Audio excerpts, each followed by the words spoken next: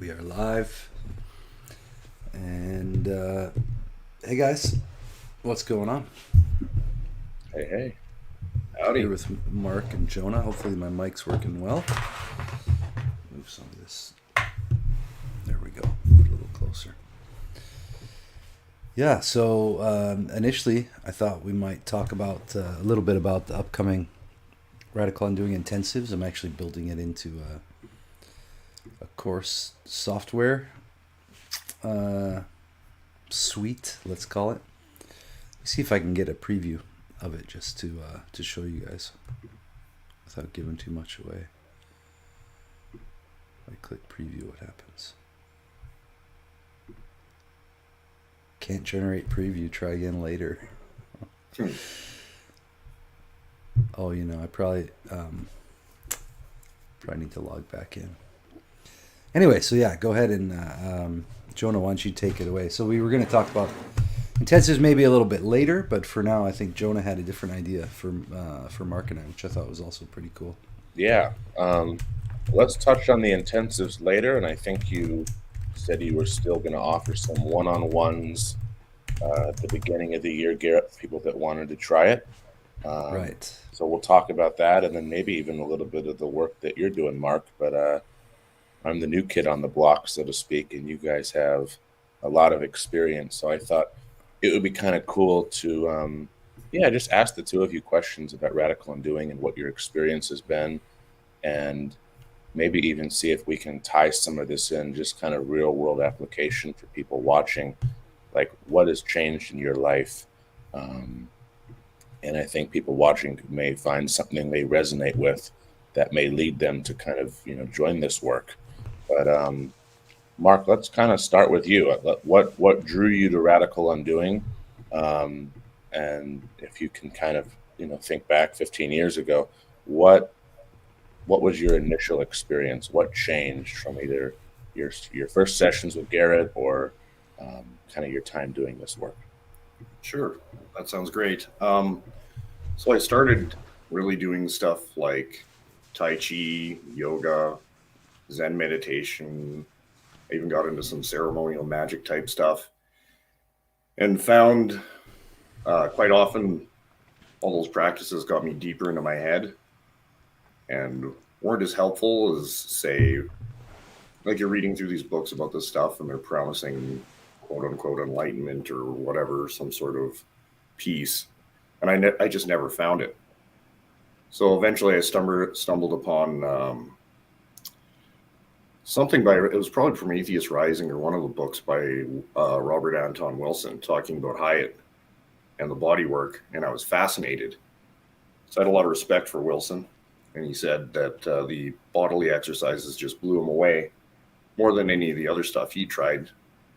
So I went and picked up Radical Undoing the Other Devices, the book, and started going through. There was 3 or 4 different methods in there. So I worked Mm-hmm. with that for quite a while. And right away, as soon as you start doing like the faces and the shoulders and eyes, it was apparent that this stuff was a lot stronger than anything I'd tried before. So, here it is. You start doing the face, the shoulders. You start doing, I guess, some of the preliminary breathing in the book. Um, was there something you were looking on, like looking to overcome in that process? And did you start to get those results right away, or more of like a spiritual kind of journey for you? It started as spiritual, I guess you could say, whatever that means.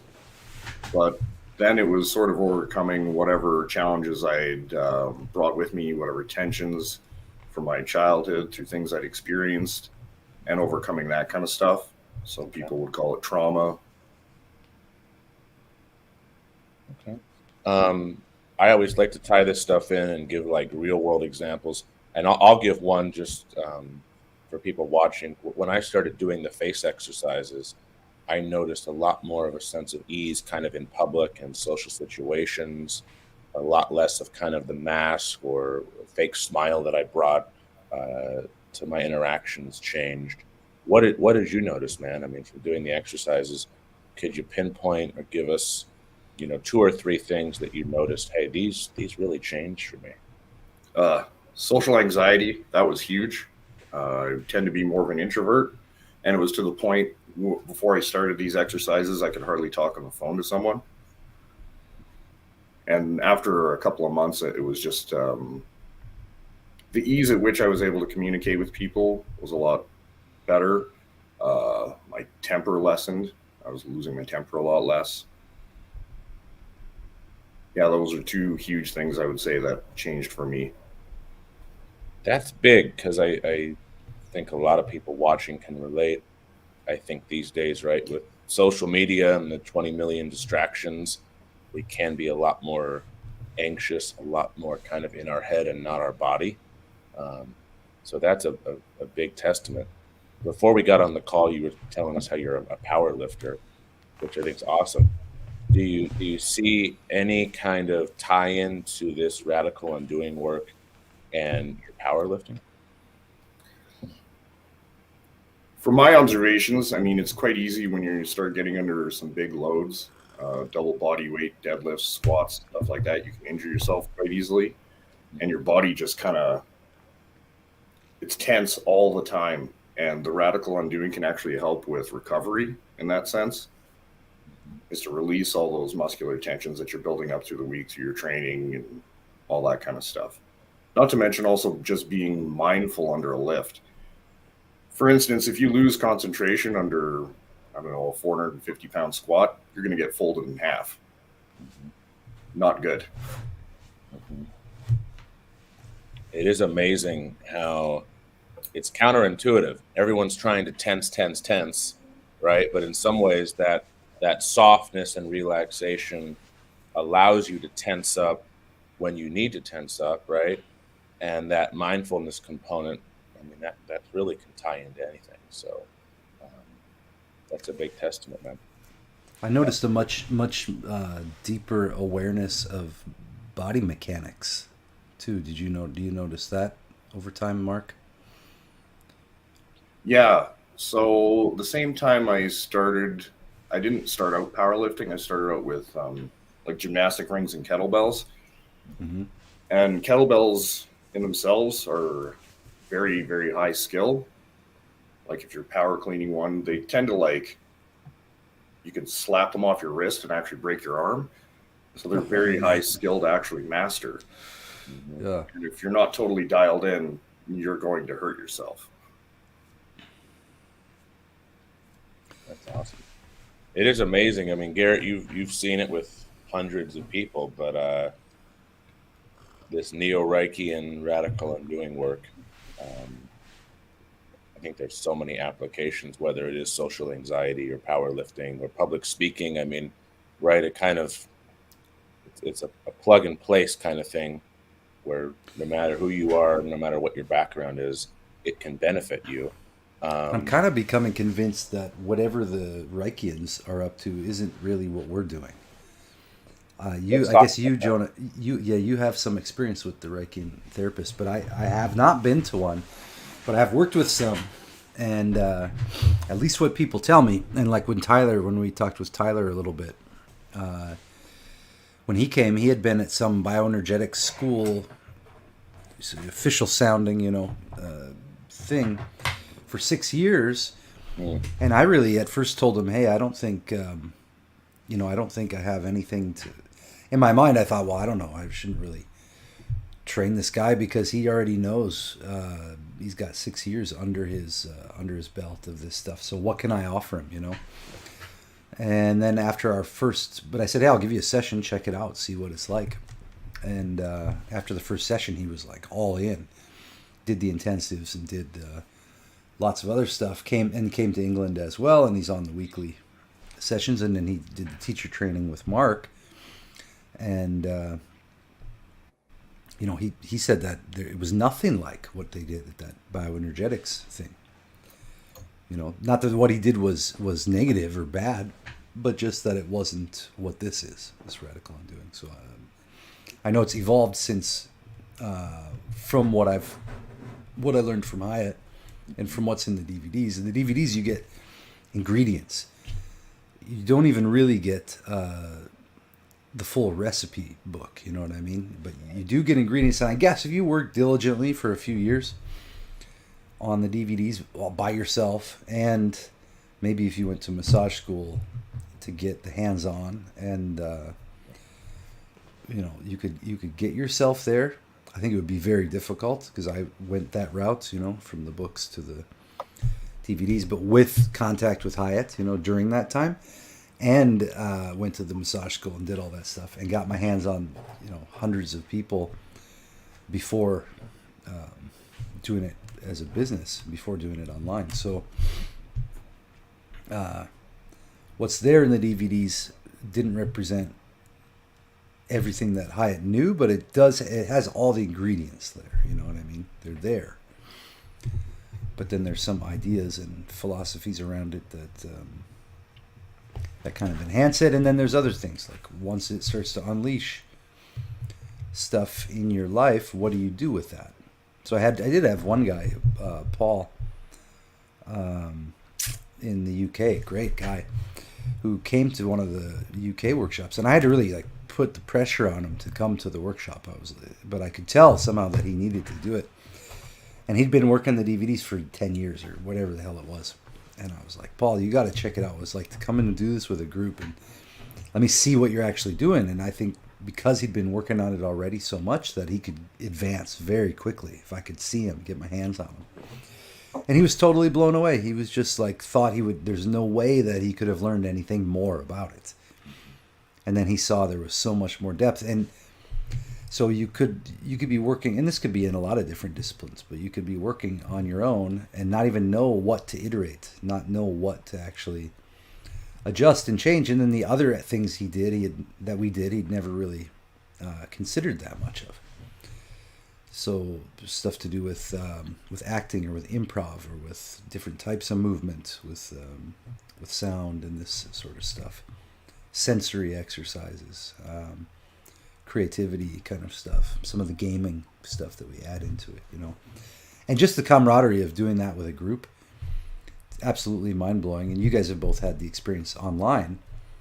Imagine that we do a session that's 4 hours long in a room together, and trade off, hands-on kind of stuff as well. People are having breakthroughs and all that kind of stuff in the space. You can feel it in your own body without even seeing the other people. Sharing the meals together, being there for a whole week. You can imagine what the effect is like. You can get years worth of results in a week like that. I kind of completely digressed there, but sorry about that. Oh, go ahead, Mark. Awesome. It's so important to work with a coach or a group in this work, I find, because even though I worked with a couple of years by myself before I met Garrett and his former business partner there, once I started working with them, it 10 times my advancement through the work. Mm-hmm. Can you talk a little more about that? Were there specific things that they had tweaked in your practice, or was it the Sunday sessions, or kind of what did it for you? At that point, I think we did 6 to 8 one-on-ones, and I think 3 or 4 in, I just had this incredible breakthrough where I was uncontrollably sobbing. And all this tension just started to melt away, and all these feelings were coming out. And just having a couple of guys there to work you through that, I don't think I would have ever got there on my own. I think that does kind of speak volumes. I think there's times we need someone, right, and that can guide us, and there's times that we can do it on our own. I am curious, though. The powerlifting thing fascinates me, because these days, right, society is all about either you're kind of soft and relaxed, or you're tense, and I think we can have both. But there is a difference between armoring from trauma or past experiences, right, and tension. So 15 years into this work, man, have you noticed that as your armoring has softened, right, you can still deadlift 500 pounds, right, and you can squat 500 pounds. That's a different thing than armoring. So have you noticed as your armoring has softened that you're able to kind of push yourself in your workouts a little differently? Like there's more energy or life available to kind of push. Well, yeah, because you're not under this chronic tension all the time, being stuck in the past or worrying about the future. And that saps a lot of energy from your body. And powerlifting requires a ton of energy. So, like I said before, for recovery, it's extremely helpful. We could do a whole stream on that, right? Like what's sucking your energy and your life force, right? And it's all the stuff we're holding on to. And it's like you're a fish in water. You don't even notice it. We kind of talked about this yesterday. It just seems like normal. And once you get through a couple of sessions of undoing, you're like, oh, no, this is not normal. Right. Yeah. You start to become aware, and there's some nightmarish realizations there when you start to see what's going on in all the other people around you. Because the reason it seems as normal to have all that tension is because everybody around you generally has that tension. You know, the human bodies mimic each other. If you look back at different friends you had, close friends over time, you can probably find different things in your gestures or in the way you say certain phrases or words, or in the way you walk. That you picked up from like some of your old friends. I don't know if you guys have noticed that, but I still have some of those old friends walking around inside me. Some of the things I do. Garrett, let's move to you for a sec, man. Whether it's, I know you do like a lot of convict conditioning stuff. We've talked about that, or body weight stuff. We haven't really talked about that, but have you noticed the radical undoing help with kind of the same things that Mark's talked about? Do you feel stronger, or you have more energy available, or what is your experience? Yeah, and I'm like I was mentioned earlier, I'm super aware of body mechanics, and so it's easy for me to follow instructions, I think, with precision. I haven't had a coach on the. Well, I do kind of have a woman I can check with about my own body mechanics, because of course it's hard to observe everything about yourself when you're doing it unless you have a video. But yeah, I can follow what are written instructions, spoken instructions, and then video is very easy for any kind of physical techniques like a massage DVD or dance or whatever it might be. I particularly like the convict conditioning stuff, mainly because I can get myself to do it. I have trouble getting myself to do anything like more complicated than that. Now then I'll add in some stuff like from Matt Fury. And you almost have to give Matt Fury credit even for the existence of convict conditioning, because they wouldn't have been able to put that out and have success if Matt Fury hadn't first, I think, put out what was it called, combat conditioning, which was one of the early body weight conditioning sort of breakthrough texts and systems that was out there. Maybe you know more about that than I do, Mark, but I think Matt Fury precedes Dragon Door and Pavel and stuff. Yeah, I'm not actually sure, but I can speak to, like you said, following instructions. I've taught myself kettlebell sport, competed, deadlifted 600 pounds, squatted 450, all without a coach, taught myself guitar, voice. It seems like radical undoing lends itself to you kind of blossoming any sort of skill set you become interested in. Yeah, that's true. Yeah, and it's interesting too, because with the voice, you can also discern. Like when I start taking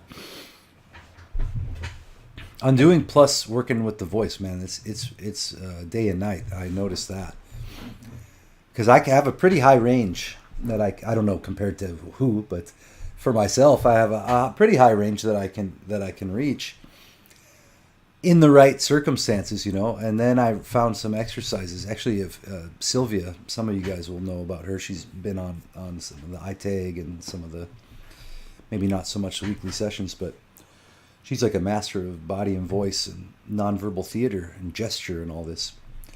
She taught me a lot about gesture.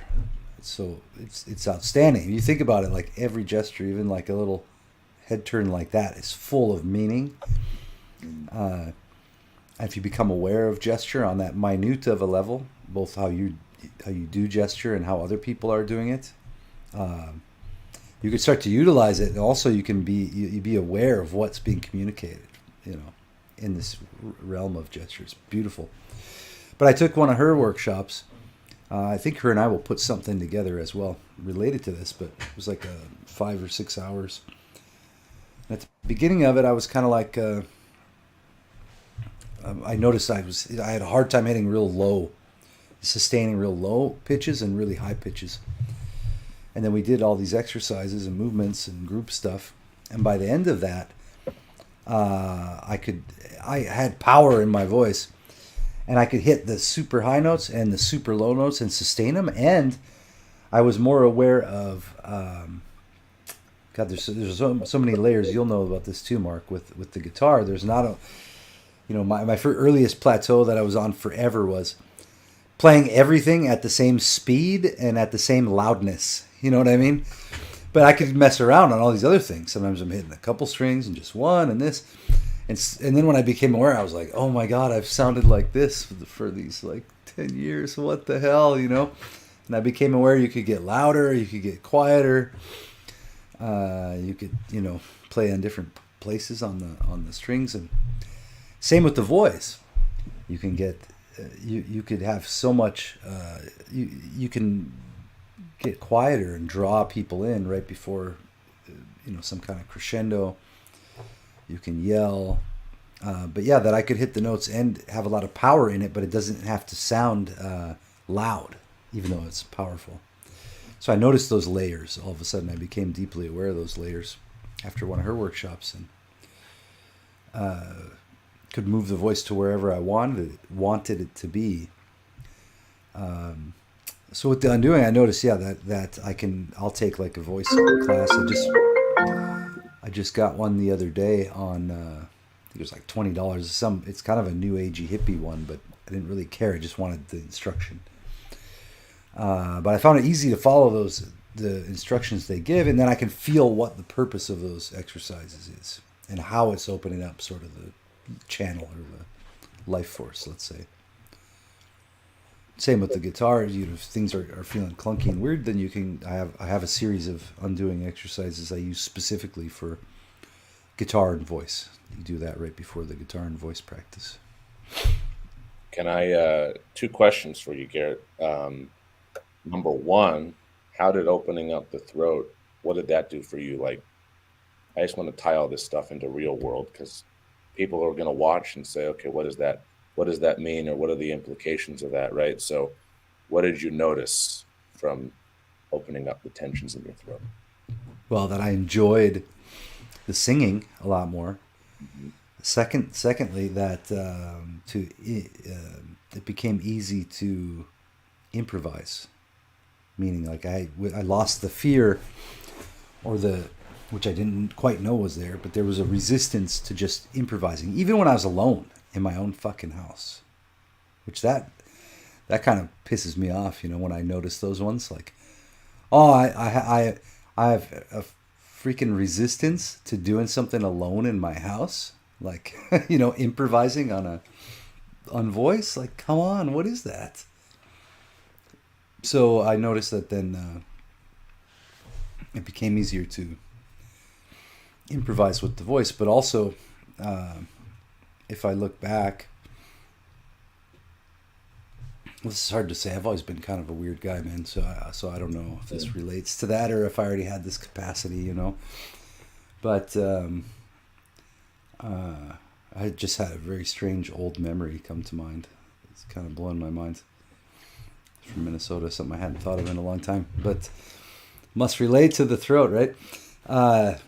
But yeah, just approaching anybody, in even groups of people. And, well, let's say when that really started popping open, now this is after years and years and years, but in relation to working with Sylvia and working specifically on the throat in ways that I didn't know about before, some of which we've brought into the undoing, and more of which we will introduce with her, hopefully very soon, actually. I noticed that I became aware when I'd go into public spaces, this was mostly in Zagreb last year, that my mind was scanning the room of everybody in there, and then it was kind of like deciding who's approachable, who's not, you know. And I was like, I'm not really in line with the way it's doing that. I don't know if I'd categorize the room the same way consciously. So maybe there'd be like an old Russian-looking guy that kind of looks, his face is like angry all the time. And I was doing different things. I had brought like a package of photos that I had printed out over the last few years, different beautiful places or flowers or whatever. And so I'd go around and just start giving those photos to people at their tables and starting conversations, you know. Some people didn't want to talk, some people did. But then I noticed, okay, I'm going to go give a photo to somebody who I'd be like most unlikely to talk to, wherever I find the most resistance, you know. It's one thing to see like a young looking couple that are happy and having a good time and already open, and then walk over and talk to them. But some old dude just sitting by himself and just silent. So I'd go talk to those guys. And the funniest thing was they would open right up, you know. At very minimum, take the photo. But often I would initiate some kind of conversation. Say, hey, I saw you sitting over here. I wanted to give you this. What's going on? You know, and then they'd smile and we'd talk a little bit about life or whatever. And then that became easier and easier and easier. And then we did some experiments on iTag. God, I can't believe I was doing that. It's so awesome. But I had everybody bring their phone out, you know. So don't sit at home during iTag. Were you on any of those calls, Mark, where we went out into the world during the iTag meeting? I don't believe so. Oh, man. You should have been on those. It was crazy. So I just insisted. So we'd be watching, you know, everybody on the Zoom call, and they'd be on the phone. And then I'd say, okay, go to the nearest area where you can find people, and go to the mall, go wherever, and then go talk to a stranger right now. And so, yeah, people you recognize from iTag, like you'd see Eric going up and we're insisting he ask these questions to some woman working at a kiosk at the mall. And while I was doing that, I was wandering around the streets in Zagreb and engaging people as we went. And then I went up to a table of people at one of these, this kind of beautiful architecture-themed cafe. I can't remember the name of it, but it was really nice, nicely laid out. I didn't even know I was on the street. I was just wandering. And went in there, and then I went up to the table of these three folks. Oh, there was, a guy and two women, and asked them to like teach part of the iTag group. You know what I mean? And then like held the camera on them and had them teach some Croatian. And if you knew what this was about, what would you tell these people they need to know? You know what I mean? And they jumped right in. They jumped right into it. So if you loosen up those parts of the body. And this is why, this relates to the intensives and everything else. This is why, and actually now this ties into a question you've asked me before, Jonah, when I said, okay, I thought sometimes I've lived under the shadow of some of my teachers. I was noticing that I had gotten rigid about what are these weekly meetings about, you know? But the weekly meetings are about overcoming rigidity, okay? At the core, at the root, the most simple thing we're doing. So I was like, fuck, man, I've taught these people that to expect it's going to be this way every time.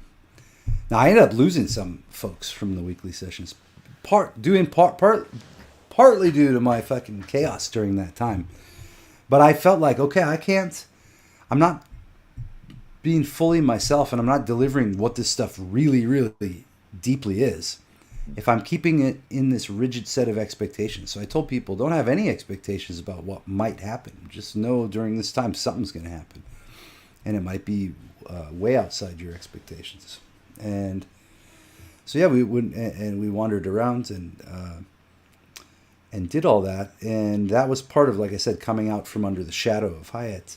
Meaning, well, why am I... And he never told me to do things, and he said, take this and go do whatever the hell you want with it. You know, I understood, and I knew what he meant when he passed certain things on to me and what he wanted to see continue. And he would have made a mockery of me if I would have just tried to take his philosophy and ape it to the world. That would be absurd. You already have his philosophy available. You know, not what this is about. So So in all those experiences, I did a lot of other things like that too, teaching people how to play guitar without fear and use their voice without fear. And I would set a timer for 120 seconds, and I would tell them, hey, like strangers at the cafe or whatever, anyone who would mention the guitar, this little guitar I had with me, I took that as a sign. Okay, why would a stranger just mention that I have a guitar? So I was like, oh, you're interested in the guitar, here. And I put it in their hands, like, I'm going to show you how to play and sing right now without fear, forever. If you get over this, you can play guitar, because I know you always wanted to, right? Yeah, I did, but I could never get started. Same old story. Put it in their hands, show them one chord, usually A minor, because it's such a nice sound, and get them to start making sounds with their voice. And I'd make a fool of myself, you know. I'd start singing, like, I was like, just make whatever sounds. Who cares? Just make sounds over the sound of the guitar. Who cares, you know? And by the time that timer was up, they were making sounds, moving around the guitar, and playing a chord. And this is in a cafe in front of other people, you know. Mm. And that was I could duplicate those results over and over. So that speaks somewhat to a lot of things, the undoing, the intensives, what I've brought to the work that's different than just what I had out there. Now, of course, he did have other exercises and all these other devices and things you could do, and we have incorporated some of that in, like the Love in an Elevator, we called it, in Undoing 101. That comes straight from one of the Hyatt books. Can't remember if we adapted the time on it or not, but you spend like an hour in the elevator of a tall building and talk to everyone who enters the elevator. No small talk. Mm. I mean, that'll break someone of social anxiety real fast, but it'll terrify you when you go to start, you know. It reminds me of the exercise you had the teachers do. Go out for like 90 minutes and talk to strangers about God. Oh, yeah, should tell us about that. Yeah. How did that go? I remember getting the instruction and my heart just sunk. I was like, oh no. And I know he's serious. And you're like, 20 minutes, go, no exceptions. And it was a beautiful summer day. And I went out, and every person I saw, I talked to about God. I said something like, hey, excuse me, I'm lost. Do you know anything about God?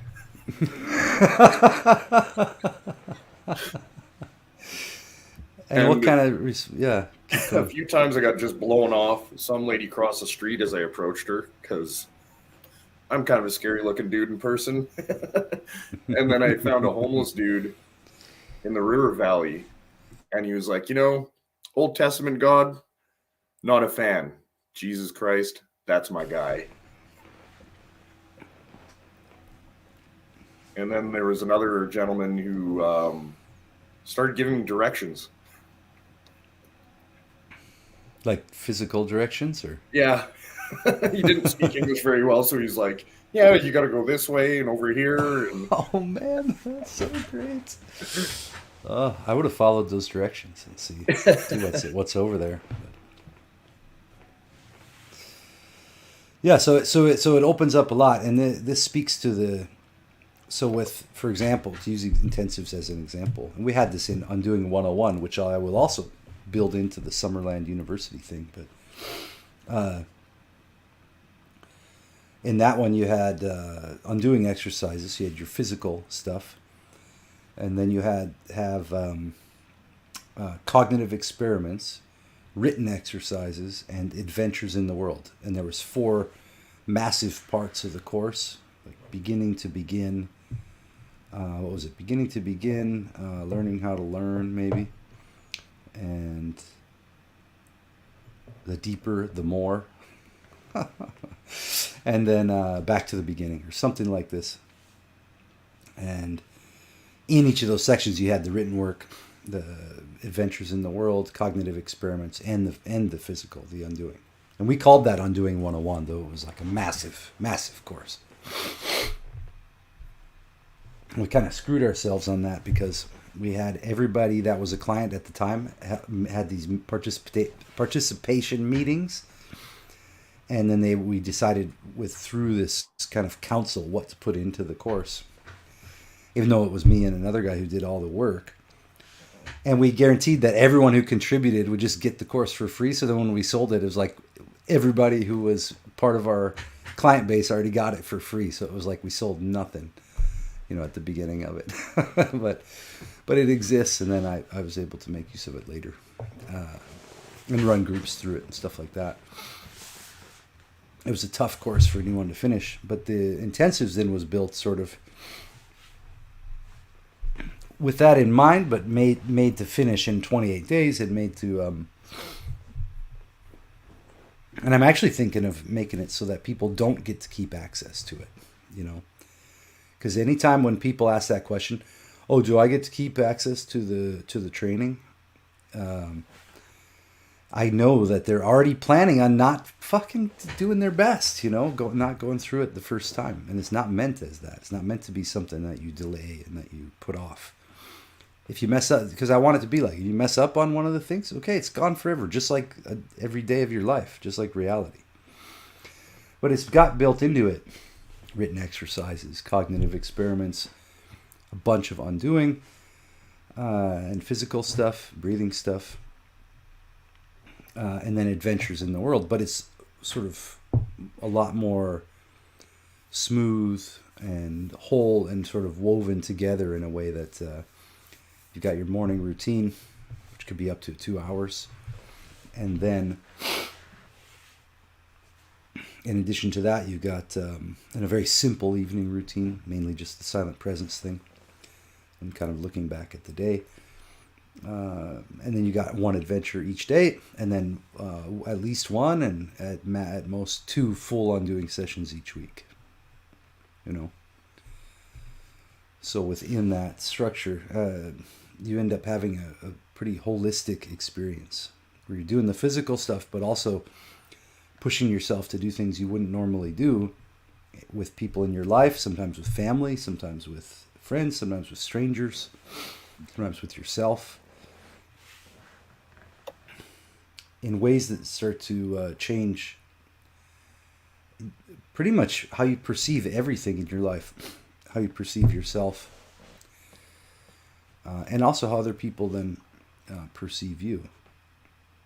You get a lot more clarity on the things that you actually find valuable, and the things that you are tolerating that you don't really care for become intolerable.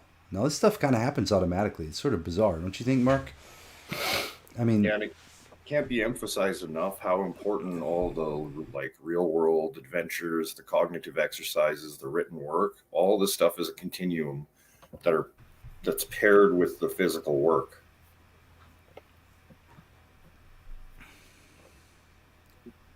I got a question for both of you, actually. Exercise, like the radical undoing weekly session aside, and even the adventures aside, what do you guys kind of takeaways in regards to, like, these are the 2 or 3 daily exercises that you do that feel like have a lot of kind of depth, and they may just be like face, shoulders, and flops, but like, are there things that you both do daily that you find not only kind of soften that tension, but allow you to keep having this kind of free-flowing spontaneity and creativity? Because I do think there's the tensions, the contractions, the armoring, as that releases, it allows you to do all this cognitive stuff and creativity and do things differently because you're less rigid. So are there specific exercises that you do daily? I usually start with 5 minutes faces. I do fast blinking in front of a mirror. I got a trusty little hand mirror around here somewhere. Oh, yeah.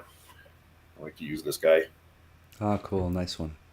And then I stare into my eyes. I do shoulders and then flops usually. And then about 15 minutes of silent presence. And it just clears whatever tensions have gone through the night, like through dreaming, and allows me to start my day feeling relaxed and full of energy. Wow. Is that a daily, I mean, is that religiously a daily thing for you? Generally, yes. Okay. That's awesome. What about you, Garrett? Yeah, for me, it's the face, of course, and shoulders. Face and shoulders, for sure. And then silent presence, anywhere from, let's say, 10 minutes, if I'm being ridiculous and urgent. You know what I mean? Like if I'm like, go do stuff. But generally at least 15 minutes, and sometimes it'll drift into an hour, which is pretty nice when it does. Everything else starts to flow very differently. And then same with the evening, silent presence before bed. And yeah, it's and then some like posture stuff too. You know what I mean? You can, if I catch myself kind of like leaning down or having victimized sort of thinking processes. So there's a lot of mindset stuff that I've been focusing on the last couple years, and mindset seems to kind of dictate whatever else is possible. Another thing that I think is fascinating, maybe people haven't really gotten into, and I haven't put it into most training. I know Mark, I think, knows a little about this, but is antithetic thinking. So normal, like let's say the average person is stuck in hypothetical thinking, meaning they have a hypothesis about what's going on, about why people are acting a certain way. You know, you can think about it in relationships. You have a hypothesis why your girlfriend's upset and you're on a vacation or something like that. And then most people will just act as if the hypothesis that's in their head is real. But it's often not. So you could also have a hypothesis. I don't like let's say, spaghetti, or I don't like squid, or I don't like Justin Bieber music. You know what I mean? Like about whatever. Anything that you are carrying around inside you that you say you don't like, you're actually then, this is part of how the fake personality gets erected. Because you're creating a resistance to that thing at all times. So you're making I'm this and I'm not that. So you block out that range of experience. So there's a hypothesis, which is Justin Bieber music sucks, you know. And you might just lock that off. And then there's a hypothesis, then there's an antithesis, which is there's a bunch of people who like that. There must be things about it they like. I could probably start to figure out what it is they like about it and even experience the liking of it if I sit and listen to it over and over and over and over.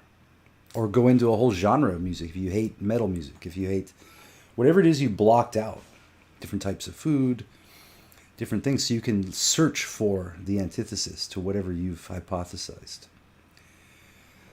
And then in doing so, you arrive at new synthesis over and over. So that happened to me with the Justin. It's funny to admit this, but with the Justin Bieber and Ed Sheeran, you know, I just somehow didn't like it, and it's on cafe bars here in Croatia, probably most of the world, but as far as I know, in Croatia, have this American music going generally. It'll be some Croatian stuff too, but they'll be mostly like the top 40, let's say, American music over the last decade or two that gets played at the cafe bars. And it depends which cafe bar you go to, which flavor of the music you're going to get.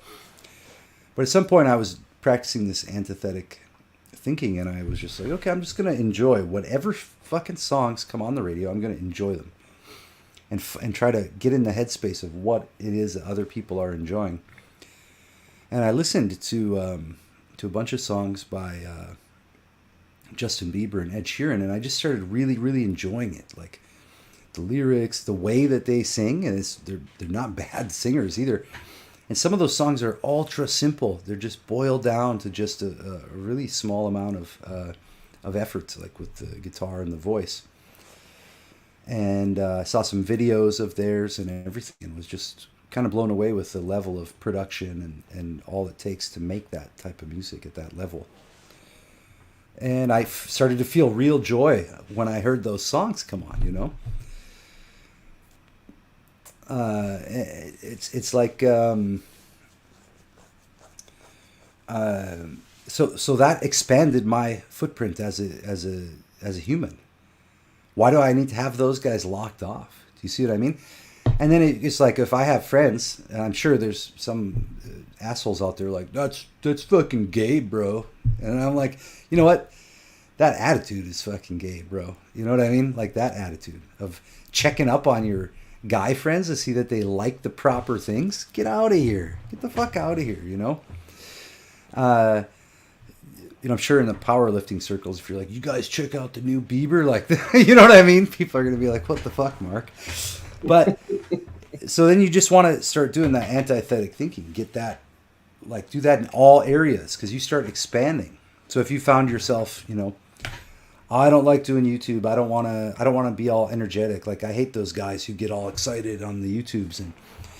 And so go do that. Go get all excited. Do a YouTube. You know what I mean? Like, this is the way that you destroy that. You undo the fake personality by searching. So you want to have an antithetic mind at all times, meaning when you're talking with a friend, let's say you're dating a woman and you have a disagreement, don't sit in a lecture and try to convince. Don't ever argue. None of that. Just get super curious and be excited that there's resistance. Be excited that there's an argument because this is the only way that relationships develop resilience.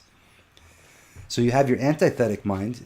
If there's an issue, then you go, hey, so I don't really, you could say your hypothesis. Okay, so I see you got upset about the flowers I brought home. I'm totally not sure that I understand why. I think it could be because maybe I didn't do it for a really long time and something that you enjoy, but I don't know if that's what it is. Can you please just help me understand a little more about what's going on? I notice you seem a little bit upset. And then they'll start giving some data, and then you're going to get your antithesis, but it has to come from the other person, So it takes being aware, then it also takes being like emotionally relaxed and being able to take bullets, I don't want to talk to you, you fucking asshole. Oh, okay, you seem really upset. You don't want to talk to me. I can see that. What's going on? You know what I mean? You see that response rather than, hey, why are you so upset? You know what I mean? You're going to get so much more data out of life and out of your experience. So the antithetic thinking is it's like a human superpower. And you need to be curious. You need to deal with your emotional reactions. You need to get over all your triggers because nothing is ever personal, And the undoing goes a long way toward that. And then some of the other tools as well. I know Mark could speak to this a little bit because I taught him that conversational style a little bit. I hope you kept it up, Mark. But let's see. Looks like we got a viewer with a question here. It's Eric. And the title of the stream was, What's this radical undoing thing about? So he says, would you take your title as my question? I've watched a few times, but I am not clear as to what this is about. Releasing trauma from the body seems in play, but more? Thanks for the question, Eric.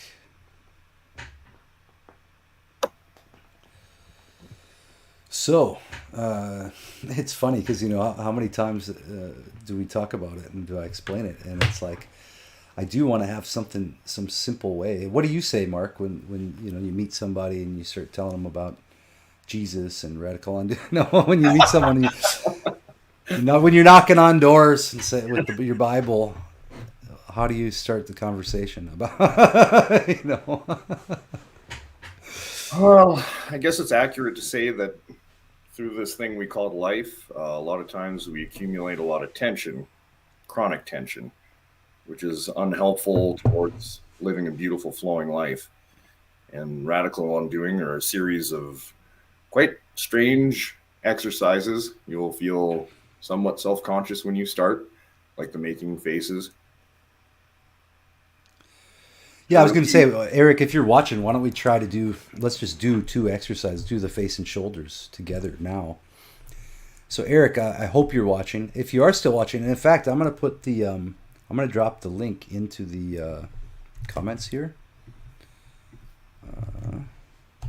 You know what, I got to fix the Facebook connection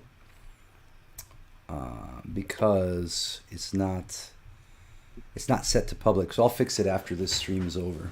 I always keep forgetting to do that, so it doesn't set the stream to public on Facebook. See if I can fix it now. But Eric, if you want, you can jump on the stream with us and then have the experience right away. And we can start right now. So we can do the face stretches. Keys to this exercise, and you want to keep these instructions in mind every time. Eric, Yeah, Eric, if you want to jump on with us, that's fine. Otherwise, at least follow along. But you want to stretch and move all different parts of your face. So you include the forehead, the brow, the eyebrows, the eyes, different directions, open and closed, the nostrils, cheeks, lips, tongue, and jaw. And take your question down here. Thank you for the question. And we'll start to just move, twist and move everything. So the keys are move everything, move deliberately, keep breathing smoothly as you can throughout the exercise, and use a lot of intensity and contraction. So if you know what isometric contractions are, it's like where you tense up, like if you can tense up like this and move against your own contractions, you know. So you're doing that with the face. So you go slowly, deliberately, with a lot of intensity while breathing, okay? So you don't do this, like, and you don't do it just like soft, but you really move and twist, like. And try and move in ways that you wouldn't normally move. So it takes, keep your awareness on what's going on. And then if you get embarrassed, if you notice feelings, if you notice reactions, be fiercely aware of those. That's part of the exercise, okay? If you're thinking, be aware of the thoughts. Oh, this is ridiculous. What is this shit? You know, watch those thoughts while you're doing it. Those are also the thoughts that keep you in line, that keep you bound and imprisoned within your historic personality. Keep you imprisoned within ideas about yourself instead of being present and alive. And these are the foundational exercises that you guys both do daily. Uh-huh. Yeah. How long are you guys doing them for? About 5 minutes. 5 minutes every time. You got to do it for 5 minutes. 3 minutes, okay, but 5 best. Let's do it for 5 today. How does that sound? I don't think we've done it that long. Yeah, that's great. We'll go till the 6:35 now. We'll go till 6:40. And Eric, one thing I do want to mention to you, just like lifting weights or any other kind of exercises, you're going to notice results this one time. But when I started doing this in the beginning, I was doing it, say, 5 times a day. I would sneak off between classes when I was at university, when I was at massage school, when I would get in a mood, and I would do these face stretches for 5 minutes. Had this little shitty plastic watch from Target that had a great timer on it, and I would set that timer and do this exercise. So you want to, commit to yourself for, say, 30 days and do the face stretches when you wake up in the morning. Whenever you can have a break in your day between one situation and another, do it in those times. And anytime you get overwhelmed with moods, and then once before you go to bed. This is how you're going to integrate this into your life. And it's your own face, so it's not like you're taking on someone else's belief system, right? But these muscles have been rigid for a long time. So it's going to take a little bit of time to demolish the tension map that your brain keeps in place.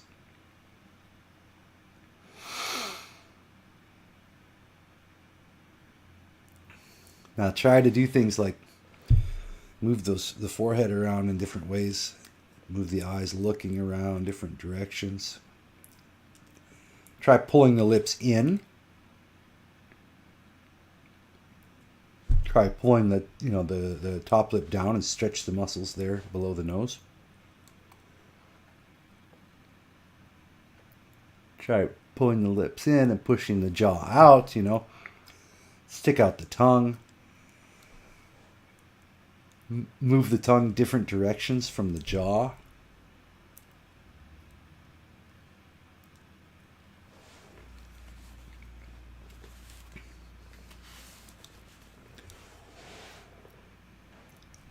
Try opening the mouth super wide.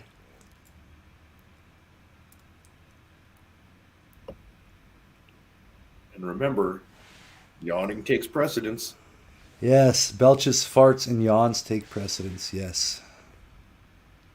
So you just keep moving. And Eric, I hope you're still going now. There's a tendency to try something for a few seconds and then stop. So give this your all. You want to bring all your presence and attention to doing the exercise. Okay, you can do it in the mirror too, which is kind of fun. It can be scary as well.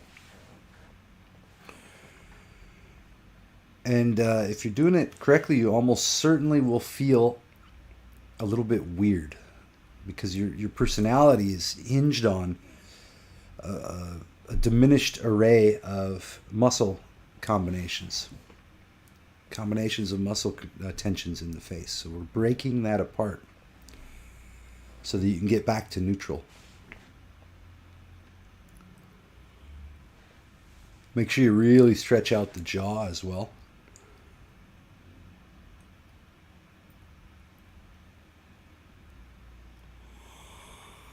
And keep breathing into the belly and into the chest the whole time.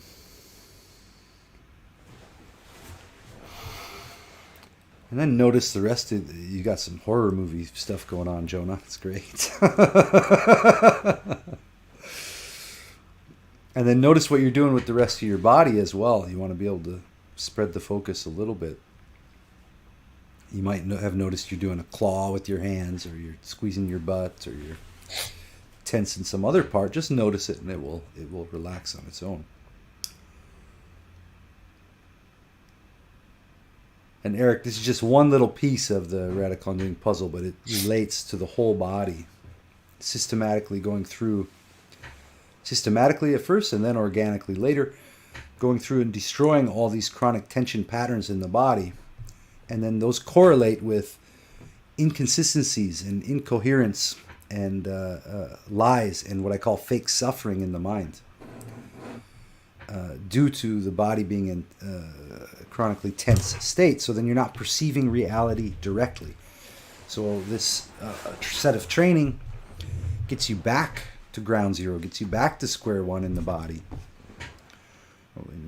We're right at the turn of the minute. So let's finish the exercise by tensing everything in your face as much as you can. Make a crazy face. Take a full inhalation. Stick out your tongue.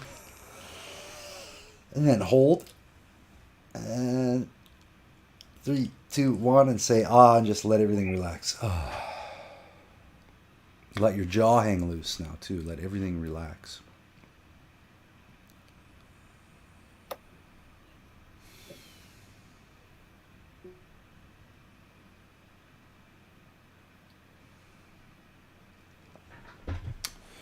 And again, one of the beautiful things about this is I've already done this today for 5 minutes, and it still works. Yeah. It never doesn't work. So Eric, before we do the next exercise, which will just be for about 1 to 2 minutes, this one we call a simple twist of face. I like that name. Eric, if you did it, please say in the comments what was your experience, both internally and then externally, physically. And see if I can get the Facebook one going here, just in case. While we're waiting, I'll just share. That's a new experience every time. I mean, Mark, you said it best. You did it this morning. You do it again. It's a totally new experience. And at least for me, it softens the kind of persona. So I feel like each time I soften more and more of like the fake mask or whatever I'm bringing into the world, however I want people to see me. I don't know if you guys experience that, but there's just a greater ease of whatever that set point is of that personality that we show up with. As that softens, I do feel like you can really show up just as yourself. There's a lot less of a need to kind of be anything or be anybody. So, yeah, that's a great way to put it. I remember. You also see folks with, you can see the attitudes on their face that they hold chronically, like say a furrowed brow. And then you would imagine that person would have furrowed brow type reactions to whatever situations that arise. When you break that apart, you're more free, it seems, to have whatever reaction you need for that moment. I remember one day I was on a walk, and I always knew I had this fake smile for a while. This day, I really fucking caught it. And I was looking at the fake smile, and it was so fake. And I was like, fuck, why? And it was right around the time I started doing the face exercises. It was like, it was so unconscious. And then I was able to have like just a little bit of space, and then I saw it. And I was like, this is really more about trying to get love, acceptance, approval, attention, right? Recognition. It wasn't real. It wasn't even that I knew this person. It was just very kind of like I want you to like me kind of thing. And then as the months went by and I would keep doing the face, even if I'd catch the smile, I would then immediately just be walking down the street and I'd go into face exercises just to kind of like break it. And it's probably 90% gone, which is really cool.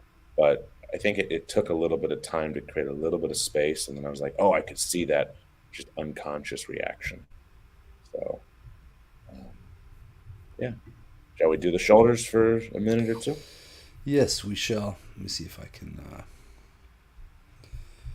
fix this on here. Yeah, let's fix this to public. Maybe it. Yeah, there we go. Public, save. Okay. Maybe that makes it possible. I can put jump on the stream. There we go.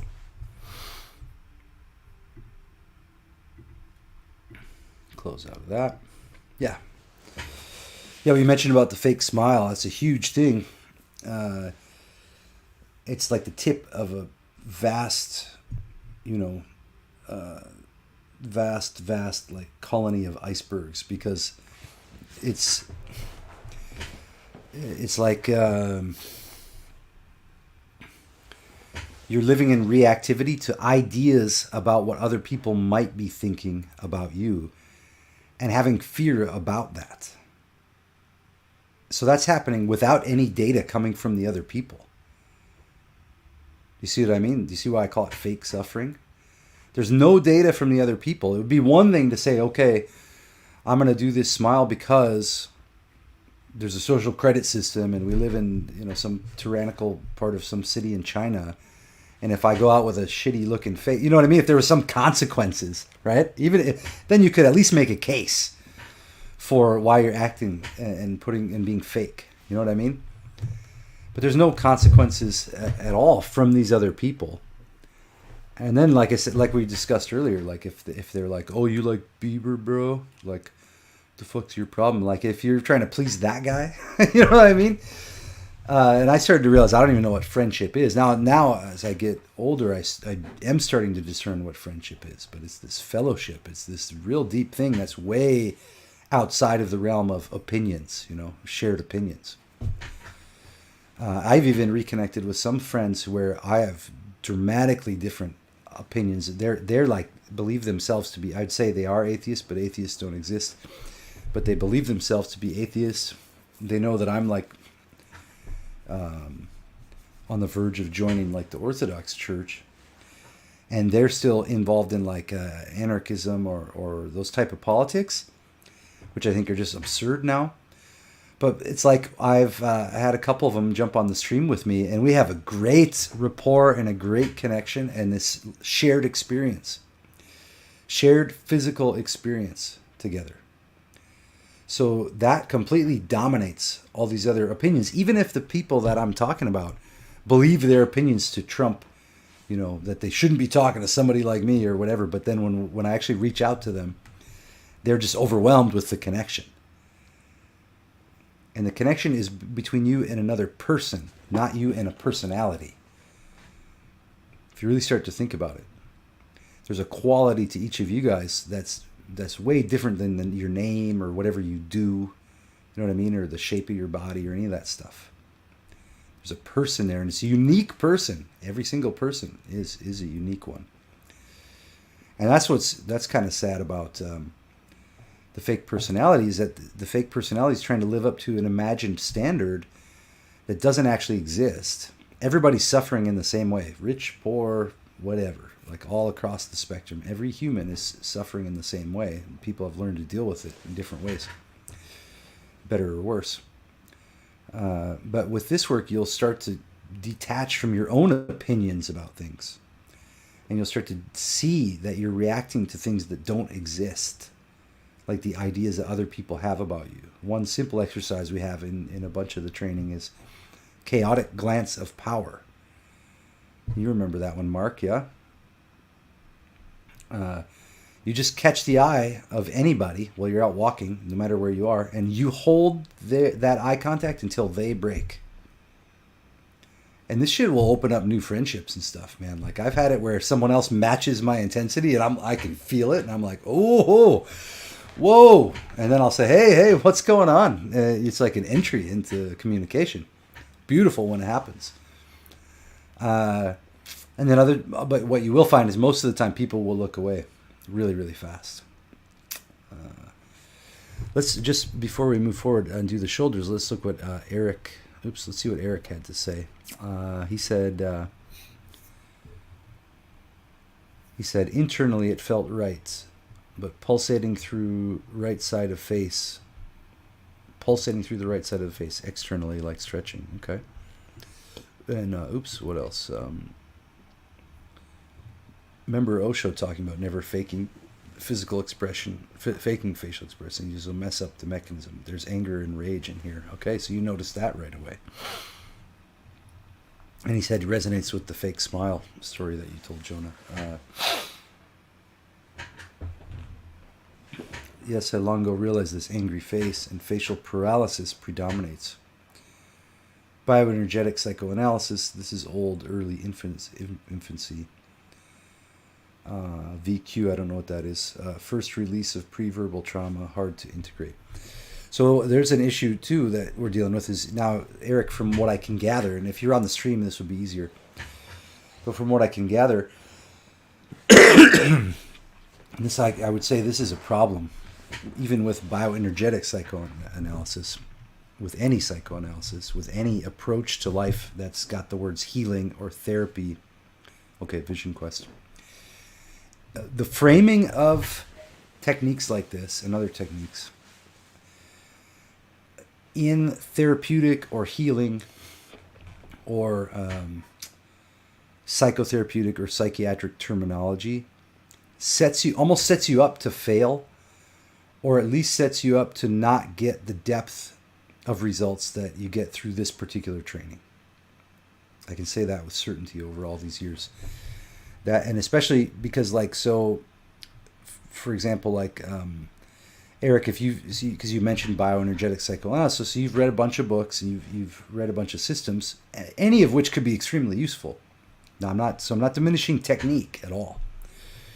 But what I'm saying is the frame around the technique almost imprisons you within a set of interpretations that you will then become conditioned to use, and those will trump your primary direct experience. So often what happens with terminology is people will get a diagnosis, which is so criminal, ADHD, bipolar, blah, blah, blah. Everyone calls everyone else a narcissist now. It's so retarded, Even technical narcissism, which I disagree with, even the terminology and the way at which they determine it, but grant them their stupid studies for a moment, let's say, it's like 0.1% of the population. But if you look on YouTube or read any dumb magazine articles, everyone who had a hard time in a relationship calls the other partner a narcissist. And then the other one calls them a narcissist. And everyone focuses on these definitions of each other. And that's from another bit of training I learned from Jeffrey Setyawan. That's fundamental attribution error. You're blaming the character of another person instead of most problems are environmental issues. And I don't mean environmental like the woods or whatever, although getting to the woods will always help you. But what I mean is the circumstances are usually what are determining people's behavior. So if you're in a relationship with somebody and that person is lying all the time, or if you're lying all the time, the reason you're lying all the time isn't because you are a chronic liar. Okay, now psychology is going to give you rigid definitions of who and what you are, but who and what you are is fluid. It's something other than those things. So a person who's lying in a relationship, let's say, is lying because they don't have emotional safety. They don't feel like if they tell the truth that they will be able to be accepted or that things will be okay. So in there's very few good relationships, but in a very good relationship, you would rather hear everything that person is thinking and feeling. Like if someone goes to cheat on you, there was like months or a year in advance where they were starting to think about that. And if they felt safety with you, meaning you're not full of emotional triggers and reactivity, then your partner would say, hey, I'm kind of feeling like fucking around and being with other people. You say, oh, really? Well, what? Tell me more about that. Why is that? What is it? Do you feel like you're missing? See how that attitude is so different than if you create a fear reaction, like don't you ever cheat on me or whatever, or say they did do it. Say they did actually do it. Okay, well then, if you want that to stay together, you better become investigating and figure out what parts of your of the personality of the person they cheated with you can integrate into yourself. You know what I mean? What is missing? What was missing? So people lie not because they're a chronic liar, but because there's not a foundation of safety in their life. Maybe they never felt listened to. They never felt understood. So they come into relationships and feel like they're going to get that reaction, right?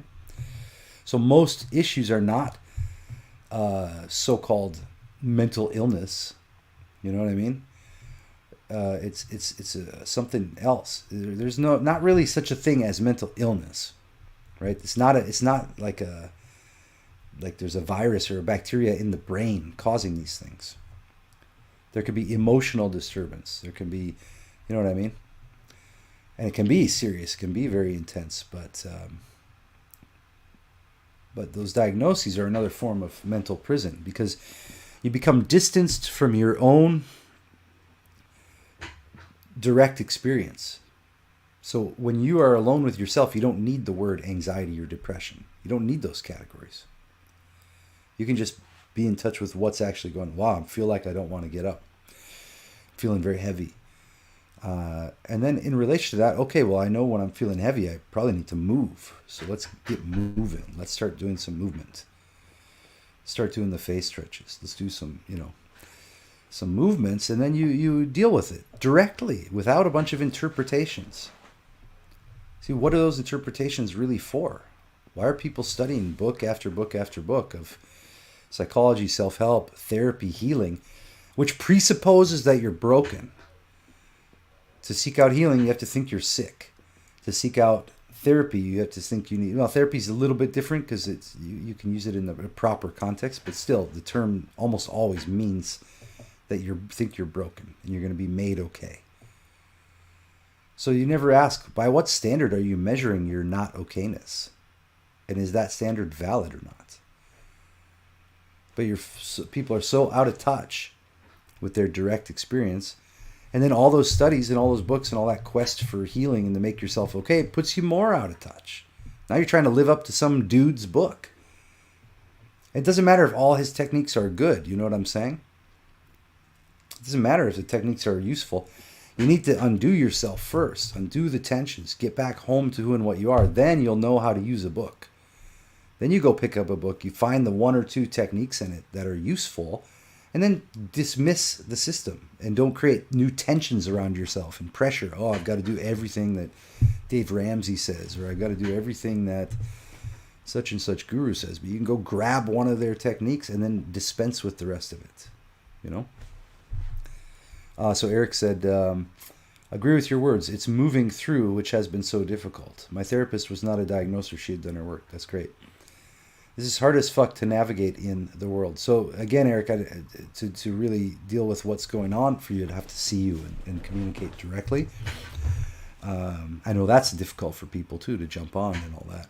But I can say, Eric, you know, like we had a guy on recently that had social anxiety, Ethan. And just from doing, 4 sessions, he was getting quite a bit of results. Now, if he just stopped doing the sessions forever, his results he might go back to the old ways. But if you keep applying pressure and keep yourself in the furnace with this work, there'll be a point at which you can never go back to those old ways. For example, Eric, if you're having the panic attacks, see, I don't know what's going on for you, but the so-called panic attacks, which also don't exist, you can do the. I know I always trigger Jonah when I start making big claims like that, but I can feel it. But if you do the gag reflex, now there's a specific way to do that. You know, if you write me, I'll send you the video of it. But if you do the gag reflex in the shower 5 times every morning, drink some water first, do the gags, you're going to never have the ability to have panic attacks because the diaphragm's going to be so loose, you know. Yeah, and Kembakken, thanks for your comment. TRE is somewhat close to this. Yeah, Jonah has done the TRE stuff. Now, me, in my asshole nature, would call it, and I'm a jealous god. No, I would call it undoing light, like LITE, like Miller Lite. I'm not trying to diminish it, but I'm saying to differentiate it between what the radical undoing corpus is versus TRE. Because when you're going for something called trauma release, now look, you're governed by a certain mindset that would lead you down that specific path. I have people coming that aren't trying to overcome trauma, that end up overcoming trauma, Mark being one of those people. As far as I know, Mark, you never mentioned trauma when you came to work with us in the beginning, but then you experienced during the teacher training, I recall specifically, you and Tyler each hit some. I was profoundly surprised even by some of the trauma depths that we hit there, you know. But we're doing it as an adventure, you see. There was no pity for you. There was no sense of like, okay, we're going to handle the trauma, you know. It's like, no, because we also have memento mori built in. Remember that you will die. Remember that you're immortal. And when you face the extreme nature of this life that we're in, that has this black hole of death at the end of it, then I don't think it's too extreme, you know, to get hardcore about doing this work. So, and to challenge things that aren't putting that pressure on. So, but yeah, TRE, it does relate. But Jonah, why don't you address that a little bit? Yeah. So a couple things. This would be a good topic. I think what you said about panic attacks as a contracted diaphragm, that's 100% true. Shallow breathing, yeah. I just think explaining that to people, because I get it, Mark gets it. You know, for other people, I think it's just saying, hey, that contraction, that armoring in your diaphragm is what chest is what's causing all that energy to build up, and it can't, because they breathe like this. They start going. And then what happens is the brain only has the body to monitor and the senses, right? But none of the other senses are registering any threat. Yeah. But the brain predominantly reads the body state. This is so, you guys listening, gotta remember this. This is like the most important point. The brain is monitoring the body at all times for states in order to create a proper response. So the brain will notice that the diaphragm is tense and breathing has become shallow. And historically, as humans, when the brain would read that state, it was always during a real emergency, a real life emergency, a real threat was present. So then the panic would set in. And in this case, the brain's reading the body and going, oh my God, there's really there must be an emergency.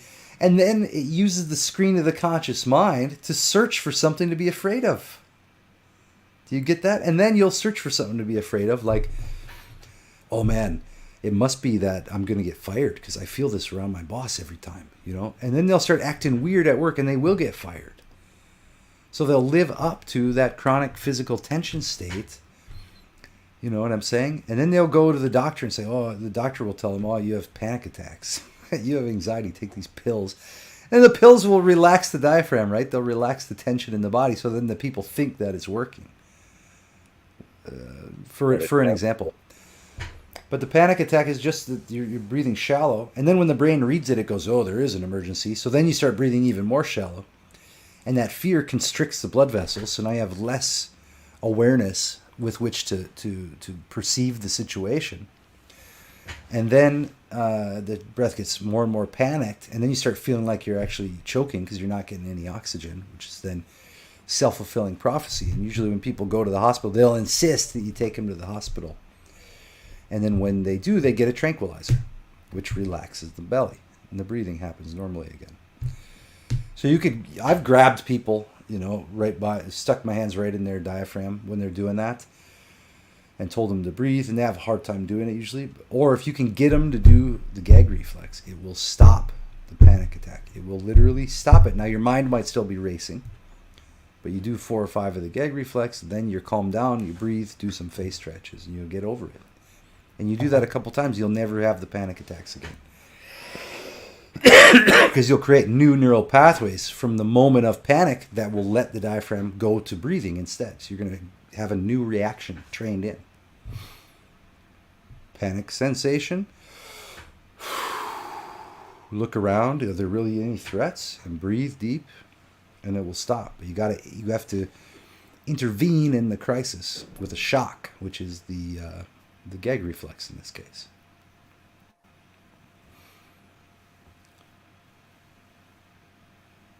So that's a little about panic attacks, and how if you got a diagnosis based on it, now you dug a deep hole. And if you get some addictive medication that makes you less present, now you're digging an even deeper hole. And then you're having rebound anxiety when you stop, which is even much worse than what your original problem was. Yeah. And then if you haven't done some kind of practice that makes you aware of the thoughts and the feelings to the point where your identity has moved back onto the observer of life, okay, instead of wrapped up in the thoughts and the feelings, because you are not your thoughts or feelings. And that happens through the undoing work. That's another aspect of undoing, Eric, to kind of address your questions, is the sense and feel. So fucking powerful, so intense, so amazing. What have we got? Okay, cool. You guys got to head out. Okay. I didn't notice the private chat there. Sorry. So that's just some of a little bit about radical undoing, but it's so much greater than the sum of its parts. It's hard to. That's why I find it still difficult to put into a cute little package. Shall we end with shoulders? Yeah, let's do the shoulder exercise. So everybody watching, I really recommend doing this along with us. You want to sit up straight or stand up. If you're standing, put a bend in your knees. And we'll do it for I'm going to set a timer for us for this. We're going to do it for 2 minutes rather than just 1.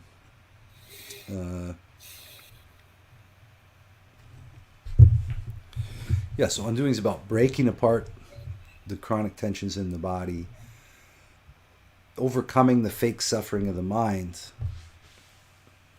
and embracing your life as the never-ending adventure that it really is.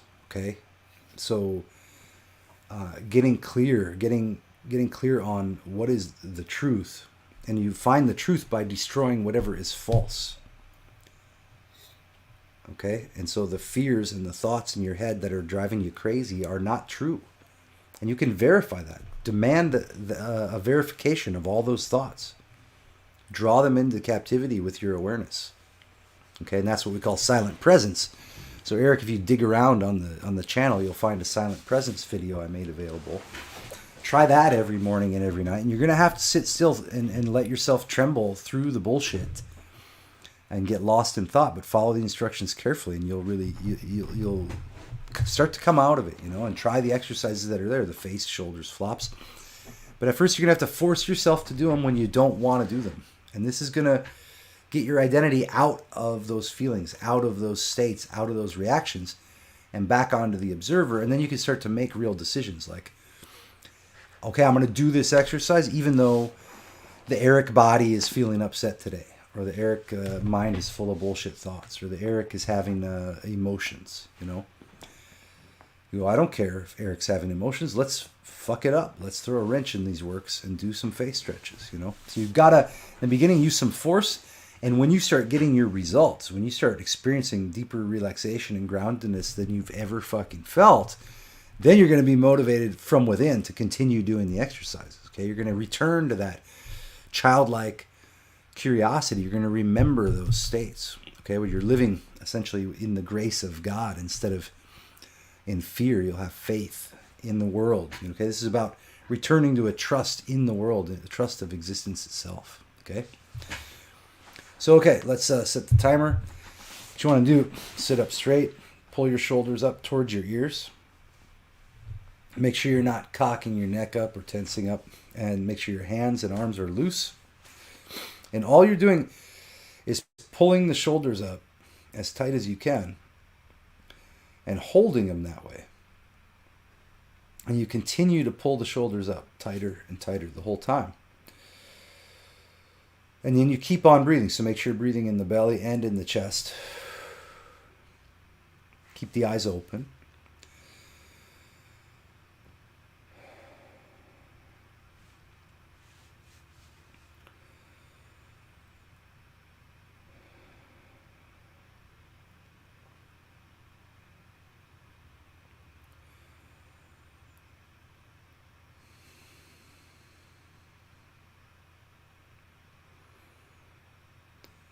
And sometimes these exercises will make you flicker in and out of existence. That's what's happening there with Mark.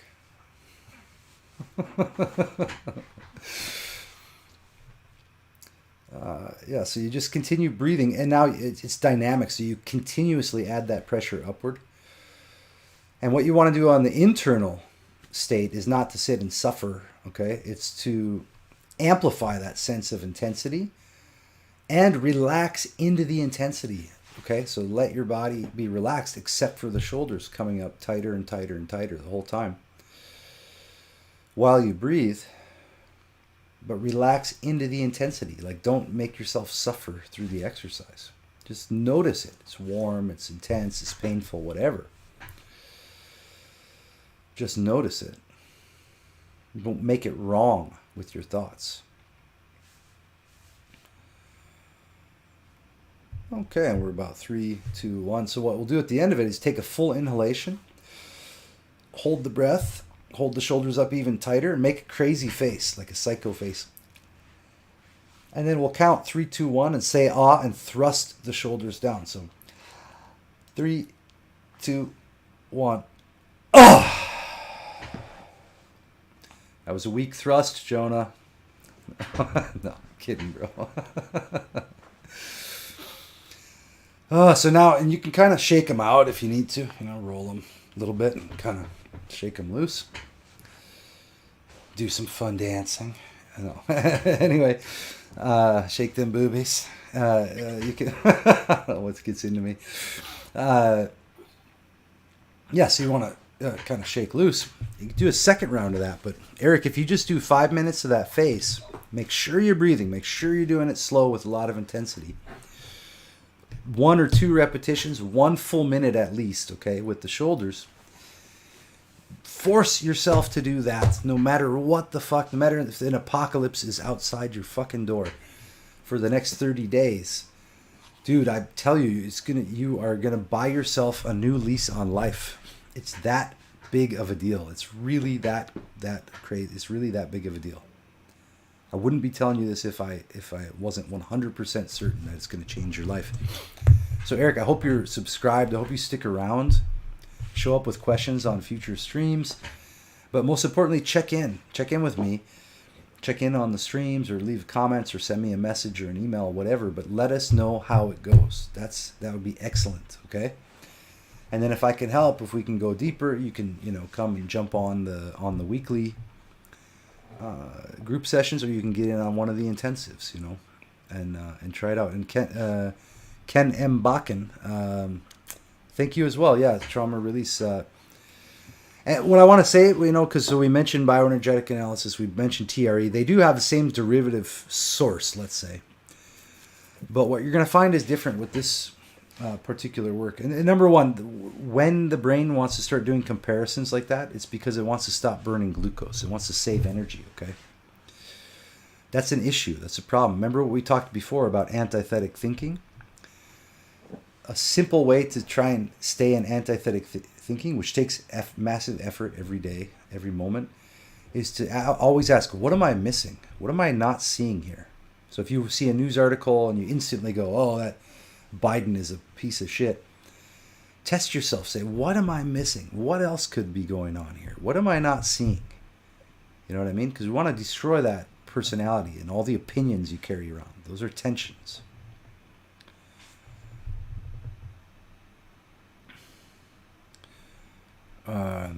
Yeah, does that make sense? So when the mind says, oh, this is just like, because when I'll tell people about it, they'll say, this is just like yoga. This is just like Reiki. This is just like whatever. And I go, no, no, it's not. You need to have the experience. Nothing is just like something else, you know? You've got to be the scientist in your life, be the experimenter. And Can put it I to the test. add something really quick? I don't think any of these things are separate. Um, I still like TRE, I still like bioenergetics, but I think you can get a little bit of something from everything as well. And I don't think one is one. You can't just do radical undoing and not do anything else. I mean, they all kind of fit. I would argue you can, but that, of course, but that once you do radical undoing and the Command Z training, the way it's presented, everything else you will do will become recontextualized and will become more powerful. Okay, this is the difference. If you take this and then you go to TRE, you're going to know exactly why you're going. You're going to know exactly what's going on and how to do it properly. You'll also learn how to follow instructions and how to not follow instructions. And as Mark knows, that's so key. If you don't have that, all is lost. It's like,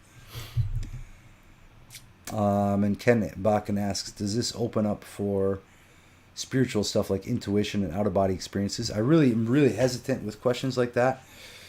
What I always like to say about out-of-body experiences, and I don't think it's wise I really don't think it's wise to pursue out-of-body experiences. I don't think so.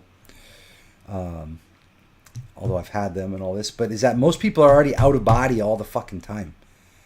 And when they're seeking and they find out about out-of-body experiences, they're still running away from what they need to go through. Okay? So you want to ask yourself, touch with your body. But does this open up for spiritual stuff like intuition and out-of-body experience?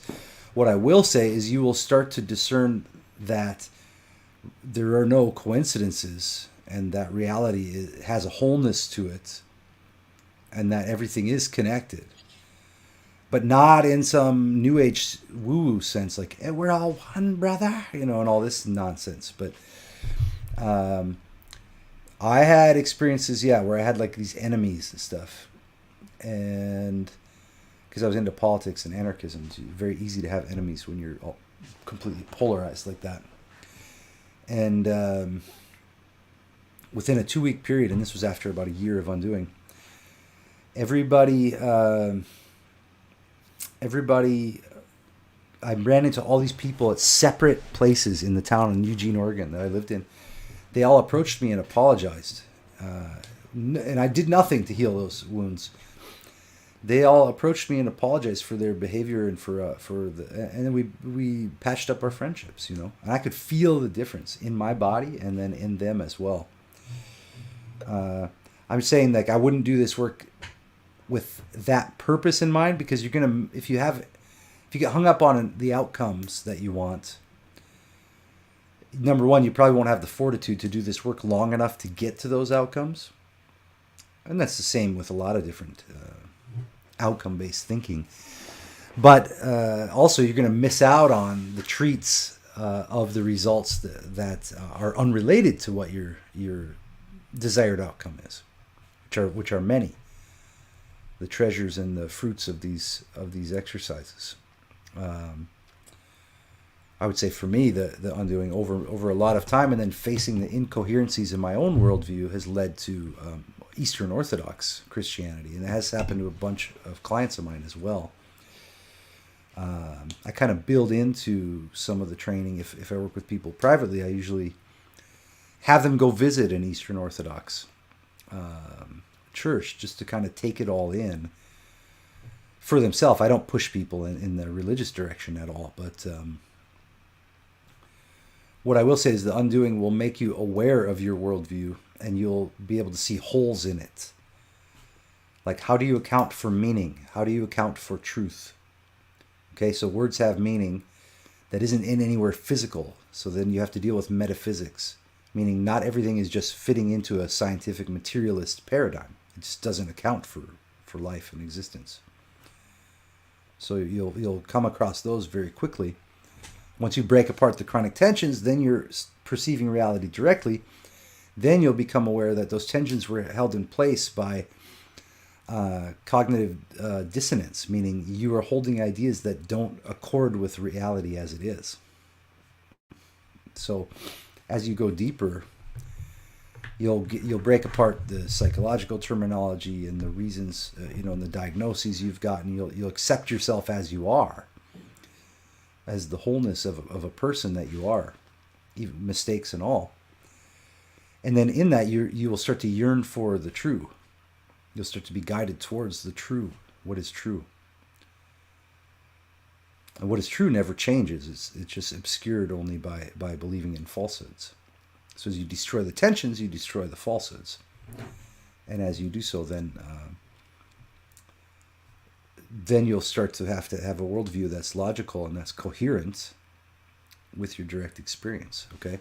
So in that sense, yes, it opens up a spiritual level of life. But what Bruce Lee said, you've got physical, I think he said 4 parts, I can't remember, but it was like physical, intellectual, emotional, spiritual. And that in order to do anything about those other levels, you have to get first with the physical level, get right on the physical level. So simple example, keep your arms here, keep your hands here. In a fight, you're going to get punched in the face. You're going to get knocked out, unless you can cover. So if you had you could study martial arts and have ideas like, this is where I'm going to keep my arms, And if it's on the intellectual level, you can believe this forever and think it's true. But the second you put it to the test physically, you're going to get punched in the face so hard, so fast, you'll go like, okay, this is the way to go. So you have to bring all your ideas into the physical first and test them. Then you can start to understand what it would take to have intellectual coherency and honesty, okay? And how to put that to the test. And then you can get to this emotional level of honesty and not be triggered by any emotional reactions ever again. And then you can get to so-called spiritual, which doesn't really no good to discuss, for very long. But I hope that answers your question. I'm not trying to use you as an example or anything, Ken. I'm just trying to say I want to redirect your seeking towards something that you might find more fruitful. It's easy to get caught up in a whole bunch of different systems and approaches and forget why you're doing what you're doing. And you want to get very clear on that. Why are you doing what you're doing? And this undoing work will help you get clarity on that. I know even Hyatt told me this will eventually, you will undo your initial reason for starting this work. That's kind of a weird and beautiful thing as well. But as far as I studied everything and practiced everything, like spiritual techniques, occult stuff, rituals, you name it, like stuff you guys, not YouTube, but stuff that most people would never even know existed. And when I finally found the undoing stuff, it was like all that other stuff was like child's play, It was mind-blowing. Some of it then was useful later. I knew what techniques were useful and what were not. But anyway, you guys said you have to head out, so I can go on forever. So, but wait, any last words? Anything else you want to say to tie it all together? Mark, you want to go first? Just thanks for having me on. I appreciate the opportunity to talk to you two folks. Much love. Yeah, nice to see you, Mark. Let's see. First off, Mark, it was fun, man. Hope we get you on a few more of these. I think at the end of the day, Mark kind of said it best. We're all shooting for these out-of-body experiences, yet we haven't learned to feel ourselves and come back to reality. So anything that integrates the body will help. This is a great way to integrate the body and figure out what the fuck is going on and coming back to yourself. That's why I love Radical Undoing. It brings me back to myself every time, and I can see through all the fake bullshit in my head and creates a greater sense of an observer. So This is awesome stuff. I thank both of you for having me on here. Happy New Year. Awesome. Yeah, thanks a lot, Jonah. Thanks, Mark. I really appreciate both you guys, and it's cool to it's testament to some more effects of the work is that we've all got shared bodily experience. Even though I haven't met you two on in person, I have met many people that I've worked with online first, and then met in person. And when I met them in person, the startling thing was not how different they were, because sometimes they were like you. I can't tell you can't tell how tall each other is, right? So that's one thing you'll get shocked when we meet. But because I'm like 3 feet tall, I'm a little, I'm a little troll. No, I'm kidding. But no, what's not shocking is the physical differences from your expectations. What's shocking is because we've shared this undoing experience, even though it's online, something comes across, and that signature of the person, the uniqueness of the person, when you meet in person after being online, you'll feel it and you'll already recognize it. It's like you already knew it. It's totally uncanny. It's like, whoa. You've already had a physical experience with the person. So we've had that. And that's testament to the weekly group sessions as well. It's so mind-blowing. There's so many things. I could spend 3-4 hours trying to list out all the possible things that occur with that group. Anyway, well, thanks a lot, guys, for coming on. I love to digress and try and keep you here like on a prank phone call or something. But, I'm gonna stay on, maybe do a little music at the end. But nice to see you guys. And then, hey, for Eric and Ken, I think Garrett, are you offering? You're doing a one-on-one with people, right, to get them kind of into this work? So yeah, and ideally they go into the new intensive. That would be the ideal, because then you get the sessions and you get the if you're in Edmonton, Alberta, Mark works with people in person. I don't know where you guys are, Ken or Eric or anyone else watching, but if you are in Edmonton, Alberta, or anywhere near there, I recommend you go and work with Mark. You can reach him, Mark at radicalundoing.com. For me, and I'll work with you online, or if you want to come to Croatia, that's Garrett at radicalundoing.com. You can also go straight to my schedule, radicalundoing.com/schedule, and then we can, figure out what path is best for you. We have everything from, $100 courses you can do on your own. And of course, I'm available on chat and on these streams and stuff to at least help push you in the right direction. But we have cheaper stuff where you can work on your own and just get a little taste of it, all the way to the more like the flagship program, the Undoing Intensives, which is more expensive, more intensive, but deeper results faster. And then you get private attention from me, on what's going on in your body, what's going on in your life, direct access every day for the 28 days. The ideal way you do this is you do the intensives. You get through a massive body of the work and of the chronic tensions you have going on, and then you do the weekly sessions. You do the other kind of stuff. I know you got to go, Jonah, so I won't keep you any further, but I'm going to stick around and talk a little bit. See you, man.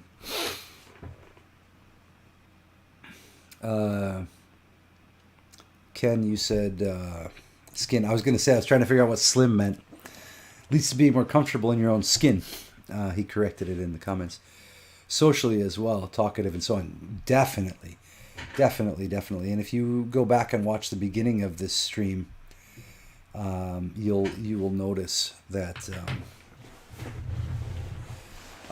I discussed that at some length, like the effects that it has had on my own life. And then, I moved to a new country. I live in Croatia now for the past 4 years.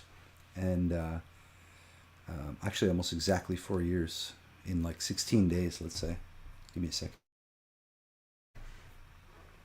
So yeah, it's affected my own. So I was able to move to another country where I don't have the native language here. And I've learned quite a bit of it, not as much as I would like, but quite a bit. I could get by on my own, traveling and stuff here. ordering food, using the bathroom, communicating with people on a superficial level.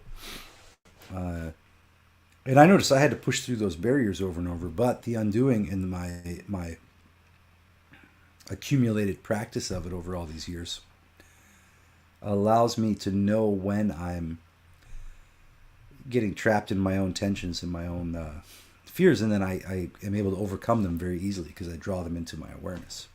You know, an example comes to mind when I went to this island called Krk, and I stayed in a village called Verbnik on that island. And I wanted to communicate with people because I wanted that week that I spent there to be, I wanted to connect, socialize with people from here. And this was like a couple of years ago in 2020 in the winter. And I saw these old guys smoking cigarettes outside, and they both kind of had this gruff look on their faces. And I had some fear, like, I don't know if I should talk to these guys. And I was like, no, I'm definitely going to go talk to them. And I walked over and said, Dobar dan. I started talking to them in Croatian. And the second I said hello, they both smiled and were like, hey, what's going on? Who are you? What are you doing here? We saw you wandering around. And all kinds of great conversation. They told me about their lives and what it's like to be a fisherman there. And it turns out that the island life and the fisherman life is full of this crazy wind all the time. So that makes their face kind of scrunched up. Their faces are like scrunched up against the wind. So they weren't upset at all. They were just how they look. So I know to walk through those walls. I've walked through them so often throughout the years that I notice when my mind is putting up those, or I say the mind because I don't claim ownership over those thoughts at all. When the mind is putting up fake walls of words, I'm embodied enough to know how to walk through those walls. So yeah, good point Eric mentioned in the comments, embodied. So yes, it does lead to being more comfortable in your own skin. That's the point, to be comfortable in your own skin. So you got to accept your situation, accept yourself exactly as you are, regardless of what you've ever done or whatever's happened to you. This is the 4 pillars that we deal with in the intensive. 100% acceptance, first of all, gets you back home to yourself. Come back home to the body. Come home to the body. Let those words resonate with you. What does that really mean? Where would you have been that you need to come home to the body? Of course, lost in thought, lost off in ideas and fantasies, fears, nostalgia, regret. Okay? Not here, somewhere else. And then, if you come home to the body, then you can overcome the fake suffering of the mind. Okay? We do that with awareness and presence. You become aware of the thoughts and notice that they are not your own, and that they don't have your best interests in mind. Okay? And then after you overcome the fake suffering of the mind, then you're ready to realize that there's nothing to live up to. That's another pillar, is realizing that there's nothing to live up to. Now later on, you might then seek what is good, and how do I determine what morality is, and how can I live up to that? But it will be honest and real and natural drive toward goodness. You'll be in touch with yourself again, with your own conscience. And you'll be driven toward that, but rather than living up to artificial standards. So if you read a ton of books in the self-help realm and therapy and all that, you'll have become inundated with standards that you're measuring and interpreting your direct experience through. And nobody knows if those standards are useful or real or whatever. Okay? So you realize there's nothing to live up to. And when you realize that, then you become free to be able to start doing drawings. Do a drawing every day, even if it's just stick figures. Okay? Play guitar. Use your voice. Make up a song. Sing stuff, So, and you won't be measuring yourself against artificial standards. You can just start to measure against your own progress.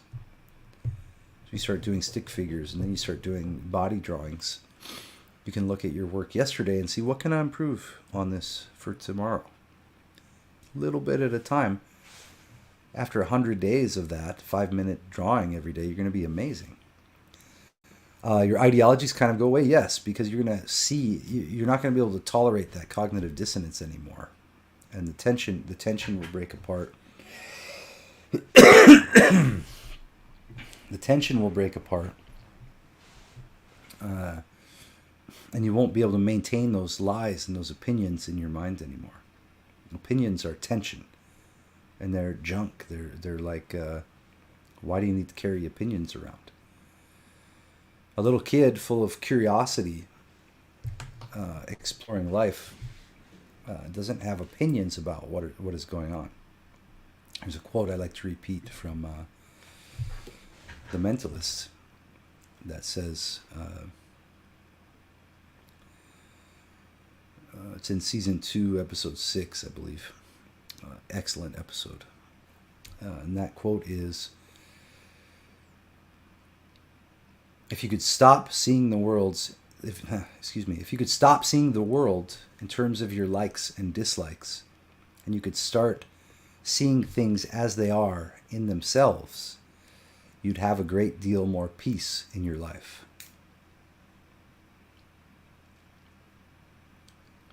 But you want to consider that with some kind of reality, not just an idea, not just a quote. You want to be able to make that real. Stop seeing everything through the lenses of I like this or I don't like this, including your own emotions, your own bodily experiences, and just look at it as it is. Okay, I'm trembling. Okay, I feel super scared right now, or whatever it is. Just observe it. Observe it. Okay? Those states and those emotions, those thoughts don't want to be observed. As soon as you observe them, things are going to start to change. So, my recommendation is check out there's some playlists here on the Undoing YouTube.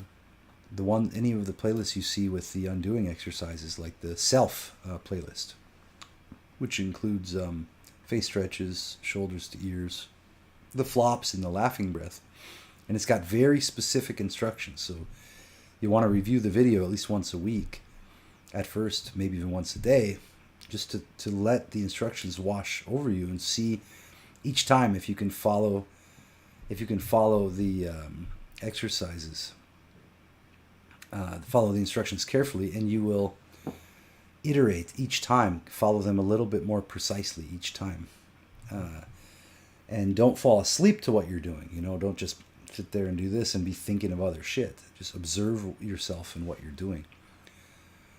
And you mentioned sounds kind of like the benefits of meditation, but maybe faster. It's dramatically faster. And I made courses in the past about meditation and about all the confusion and how that happened. That's mainly because the gurus from India came over and were teaching everybody meditation. And basically, somehow it got into the heads of the Westerners that you're supposed to stop your thoughts. That's a total lie. And the gurus passed themselves off as having stopped their thoughts, which is not true. They didn't. It's not how thoughts work. It's that you disidentify from the thoughts and from the emotions and observe them and notice that they are not you. You don't have to be a slave to them any longer. So that's kind of how it works, and what we do call silent presence. And so you can do the playlist, of the face, the shoulders, the flops, and the laughing breath. And it's all just physiological, interventions, let's call it. And then after you're done, do the silent presence video. Now that's 28 minutes. It's meant to give you a full experience, but what you can do is after you do the video 10, 20 times, you'll know how to do it for yourself. You'll know the basics of it, and it will get easier and easier and easier. But you want to do that every morning when you wake up, and then every night before you go to bed. And that's going to give you a great deal of peace and awareness. And only then, once you're grounded in the body and in actuality, okay, and seeing reality a bit more clearly, then your seeking after the truth will have so much more value, and it will yield so much more fruit. Okay? It'll make everything else easier. Hey, Nigel. Nice to see you, man. Nigel says, sometimes the fear becomes so intense in the middle of an exercise because you lose conscious control of your body. You're forced to become very present. Yeah, that can happen. All kinds of stuff. That's a warning as well. As you start down this path, there's kind of no turning back. It's not like just messing around with a class or something, some meditation class or whatever. This is the real deal. This is going to break you out of the prison that's made up of words and ideas. Most people live imprisoned within a world of words and ideas. Even if they're into the Bible or if they're into all these various so-called spiritual books, they only have the idea of it. It's not becoming practice. It's not becoming actuality. So you could be lost inside the world of words your whole life and think that you're making advancements, but you're actually just adding to your vocabulary. But nothing is really happening. Okay, so when you do this work, when you start actually breaking apart the actual chronic tensions in your actual body, you're going to see how lost your awareness has been and how long you've been gone. And that can be horrifying. That can be overwhelming. And you're going to see that the life that you've been living, the structure of it, might become very dissatisfying very quickly. Like if you're living in an apartment or something like that, you're going to see, oh man, just living in an apartment makes you tense because you're afraid of making noise. You're afraid of upsetting the neighbors, for example. Or you could find that the relationship you're in is no good for you, that you don't want to be in that anymore. But you stayed because you're afraid or because you thought you should or whatever reason. So when you start this work, I'm just giving that warning right now because everything is going to change. The way you perceive yourself and other people will change. And it can happen pretty fast. And you won't have your old ways, your old personality to deal with, to be able to deal with things. So you're going to have to navigate new ways of dealing with life. So that's kind of a little bit of the warning. When I saw the warnings on this kind of work, I was so excited. I was like, oh yeah, I want this. And then when I got deep into it, I had a moment like, oh my God, I can't believe I should never have done this work. I can't believe it. I was okay before and now I'm not okay. What the hell did I do? What have I done to myself? And then you just keep going. No turning back at that point. Sorry, I gotta blow my nose here.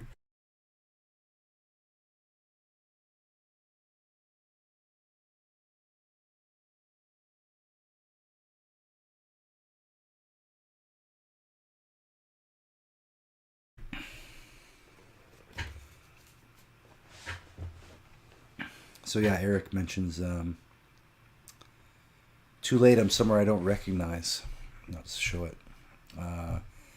Yeah, fear, anger, alienation. So yeah, you're going to get back in touch. This stuff's going to make you feel reality more completely. You're going to make you feel the full range of human experience, the full range of aliveness. And that's what you need to feel all that. You're a human. You're here to experience these things, but not here to be overwhelmed by them. And you want to feel without the labels and the judgments, not judging your experience as good or bad. So you could profitably just get used to looking at your experiences in terms of intensity level instead of positive or negative. Like, ooh, this is a pretty heavy feeling right now, whatever it is. And then go through it, feel what it is for yourself. And on some level, enjoy. I call this being a celebrationist. You want to get in touch with the awareness, the witness, or the spy inside the mind who's just observing and enjoying everything. Enjoying just existence itself, okay? Which is inexplicable. Existence is so amazing, just to exist at all. It's miraculous.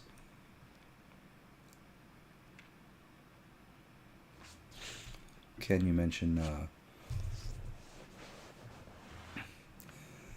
Definitely, it has connection to learning and memory. Your memory, you will be amazed by the depth of the memory recall that will start to happen. For me, it was overwhelming at first, but you'll have full recall, not only of the visual, component or idea component of the memories, but I had full sensory memory recall. And at some point, it was like my whole life was recapitulated through my awareness, and I could feel every aspect of it. It was to the point I had to sit down for a while. And that passes over time. But yeah, I have an insanely powerful memory, and then I've tested it with friends. I remember stories, the images in my mind that arose when they told me stories like 10 years ago, and I related to them, and they had forgotten about that experience in their own life, So it does have connection to learning and memory and understanding. Yes, of course, because if you're starting a new skill and you're full of tension and judgment about what you're doing, it's going to be very difficult to iterate through and to improve upon the skill day after day. And what else was I going to say about that? Yeah, when you're not in your head all the time, you'll realize that learning is taking place almost always outside of the screen of awareness, okay? So the mind is indexing things, and something else though I was thinking of. Yeah, learning new things is going to be dramatically different and easier. Also because I'm doing, especially the lay down breathing sessions. So during the full lay down sessions, you're increasing your anxiety, and I hate the word, but you're increasing your anxiety and frustration tolerance. Okay, you're increasing your tolerance of feeling intensity. Of course, what does it require to learn a new skill? To learn any new skill, you need to get out of your comfort zone, which means you're going to feel intense, sometimes embarrassment, sometimes anxiety, sometimes frustration. You kind of want to stay in the frustration zone 75% of the time with whatever new thing you're learning. And then enjoy the new stuff you learned for 20 to 25% of the time. So 75-80% of the time, you want to keep yourself out of a comfort zone. Let's say it's drawing. You learn one technique. You don't want to just sit and only do that one technique forever that you feel comfortable with. Now you want to add something else. It takes you out of what you can currently do. Keep pushing on that. So yes, undoing makes that way more easy to stay out of the comfort zone. And it makes the fake comfort zone seem as treacherous and as horrific of a grave as it is. We call it the tomb of familiarity. So you want to get yourself out of the tomb of familiarity and out into the world, back out into back into your direct perception of yourself and reality.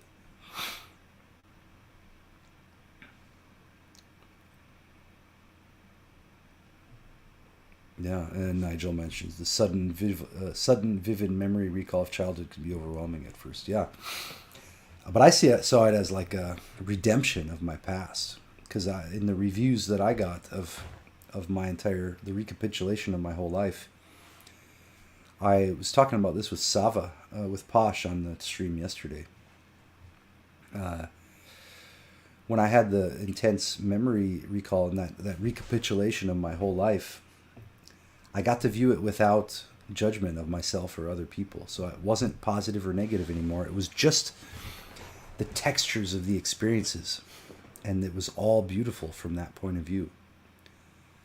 And all the things I thought I missed, I didn't miss. It's all there. It's all there. That's something so amazing, right? Like, it's all there. And the times I thought I let other people down, the times I thought they let me down, times I was lost and angry and upset, I got to see those again, but from a detached point of view. And I could see that I couldn't help it, and other people couldn't help it, That we could not help whatever it was we did and whoever and however it was we were. And somehow the wholeness of it is just beautiful. So it kind of automatically cleans up the past in your perceptions and self-judgment, you know. We're not meant to be judging ourselves and our past.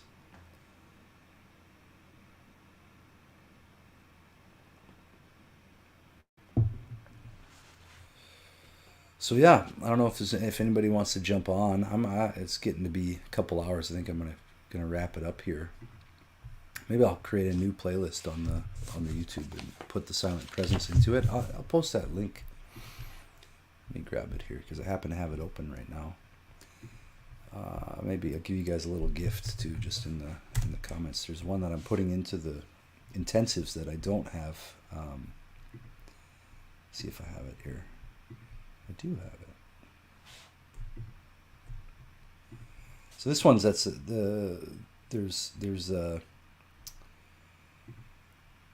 one that's 28 minutes. That's the one I just gave you, and this one is unlisted. You guys can try it out. This one's 14 minutes. Same thing, silent presence. Try them both. You want to do one of those every morning when you wake up and every night before you go to bed. And it's great to try it after you do a few of the exercises. So try out the self playlist with the face stretch, the shoulders, the flops, and the laughing breath. And be gentle with yourself. You know, make sure you don't hurt yourself with the exercises. If there's any pain, then don't do it. So I don't know. Maybe we'll do. See how my voice is. It's a little bit messed up still, but let's see if I got some in me. Some sounds.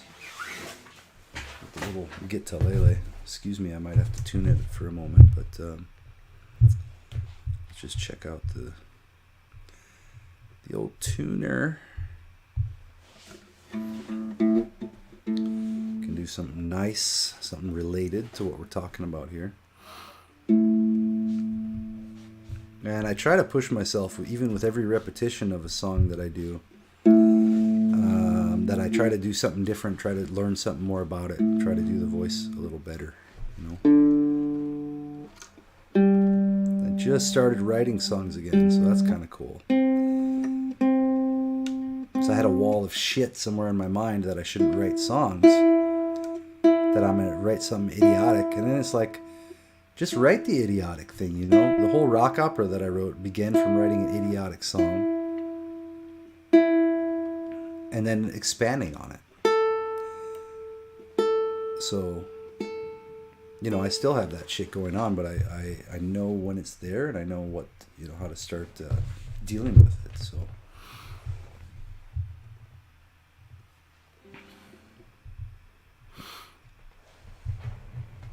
So let's dispense with ye old headphones because we don't need these right now. And then we can try to do some songs. So I think we'll try to do this song. It's one of my favorite songs, one of my favorite Christian songs ever, by the Pines. But it doesn't sound overtly like that at first. It's a pretty special song to me. I used to think it was a downer. And then after a while, I realized it's not a downer. Okay, so let's get into some good posture and then...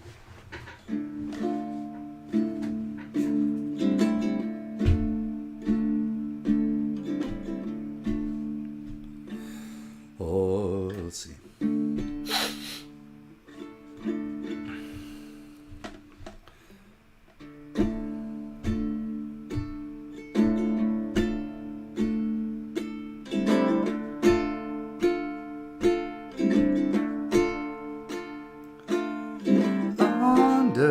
Underneath the woods, the ground is glowing, and high behind that thin blue sky, the stars are slowly snowing. When the light hit the darkness, it set the world in motion, and somehow I found you on the shores of the aerial ocean.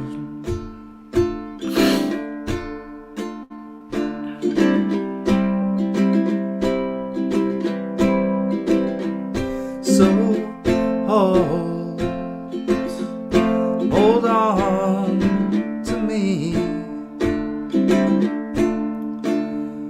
So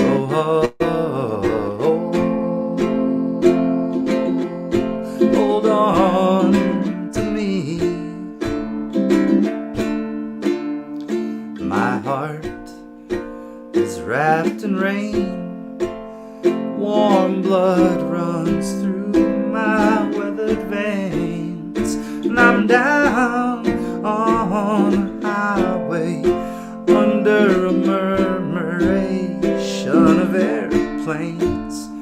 When the light in your eyes as they parted the skies where we buried watches and wallets so low, and behold, we're all just silhouettes in the sunset.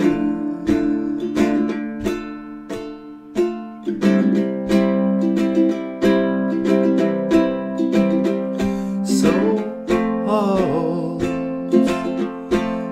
on to me. So hold on to me.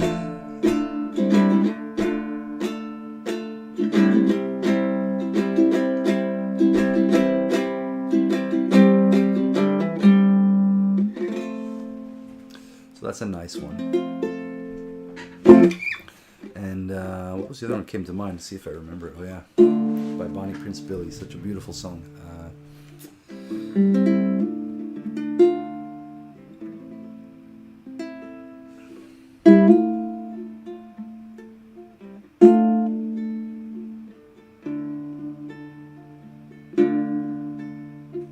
Thanks, Nigel.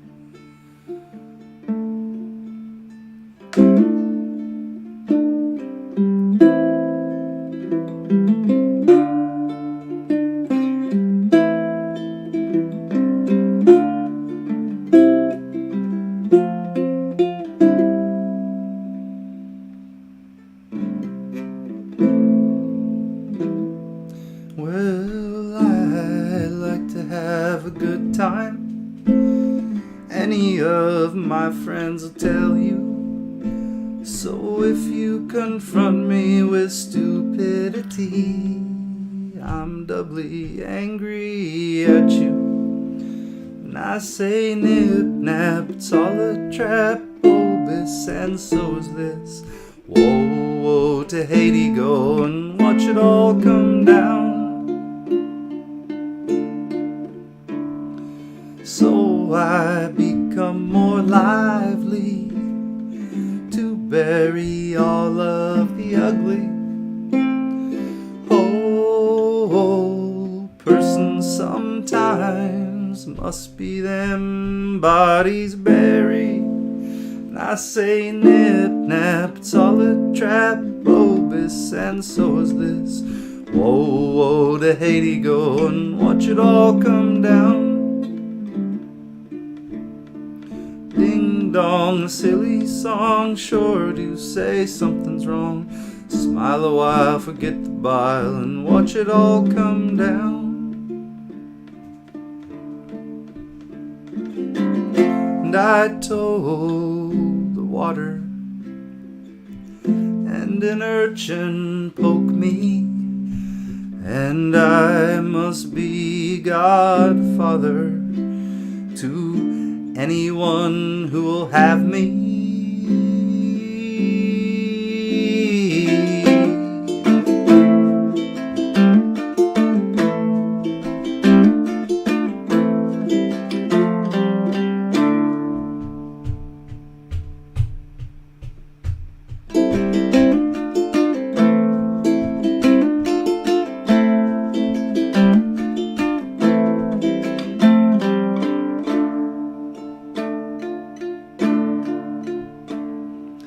Today was another day full of dread, but I never said I was afraid, 'cause dread and fear should not be confused.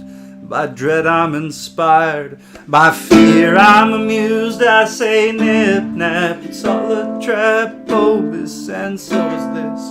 Oh, woe to Haiti go, watch it all come down. Ding dong, silly song, sure to say something's wrong. Smile a while, forget the bile, watch it all come down.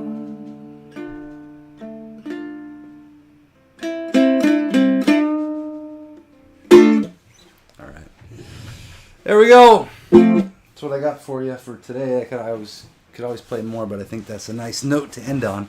I love the end of that song. Today was another day full of dread, but I never said I was afraid. 'Cause dread and fear should not be confused. By dread I'm inspired, by fear I'm amused. All right, so I'm going to leave you guys on that note. Thanks Eric, thanks Ken, thanks Nigel, thank you guys for showing up. It's awesome to have you here. I hope you jump on future streams. You're always welcome to come on. If you do, then we'll deal with your situation directly, and we'll do a bunch more undoing exercises, and I can then deal with exactly what's going on for you. I know it's probably, for some people, it's kind of terrifying to just jump on the stream, but around here, we're super chill. If people turn into assholes in the comments, then we'll just ban them, So it's a nice place to be in, and you'll get over a lot of fears just by jumping on too. So that's something to look forward to. I'm gonna try to do one of these every single day. We did succeed at that this week, finally. It takes me a long time to get certain engines running. I'm like such a lazy bastard. In the past, I have been. I'm like one of those old 2-stroke lawnmower engines where it's like till you get tired, and you go, wait, okay, let's try again later. And then but once they get running, then look out, because things are going to start getting done. So I think that we got this engine running with the live streams. It's been a lot of fun. I'm going to start having tons of guests and talking about undoing. Sometimes we're going to talk about orthodoxy and religion, and it's all related, the truth, getting back home to the body, and dealing with all the psychiatric and psychological bullshit that we've been buried under. So thanks for the questions, guys. Thanks for being honest. Thanks for trying out the exercises. Like I said, try out that playlist plus the silent presence every day for 30 days, and then get back to me. Even a week. Try it out, but 30 days you'll be blown away. But you gotta kind of apply force at first, because you're breaking up, sometimes decades of tension. So be patient with yourself. As my teacher, Dr. Hyatt, would say, make haste slowly. Take it easy. No judgment. All right, guys and gals, this has been amazing. Thank you. Talk to you guys again soon. And please subscribe, share, comment, as you already did, but it really, really, really helps a lot if you do that. Thank you.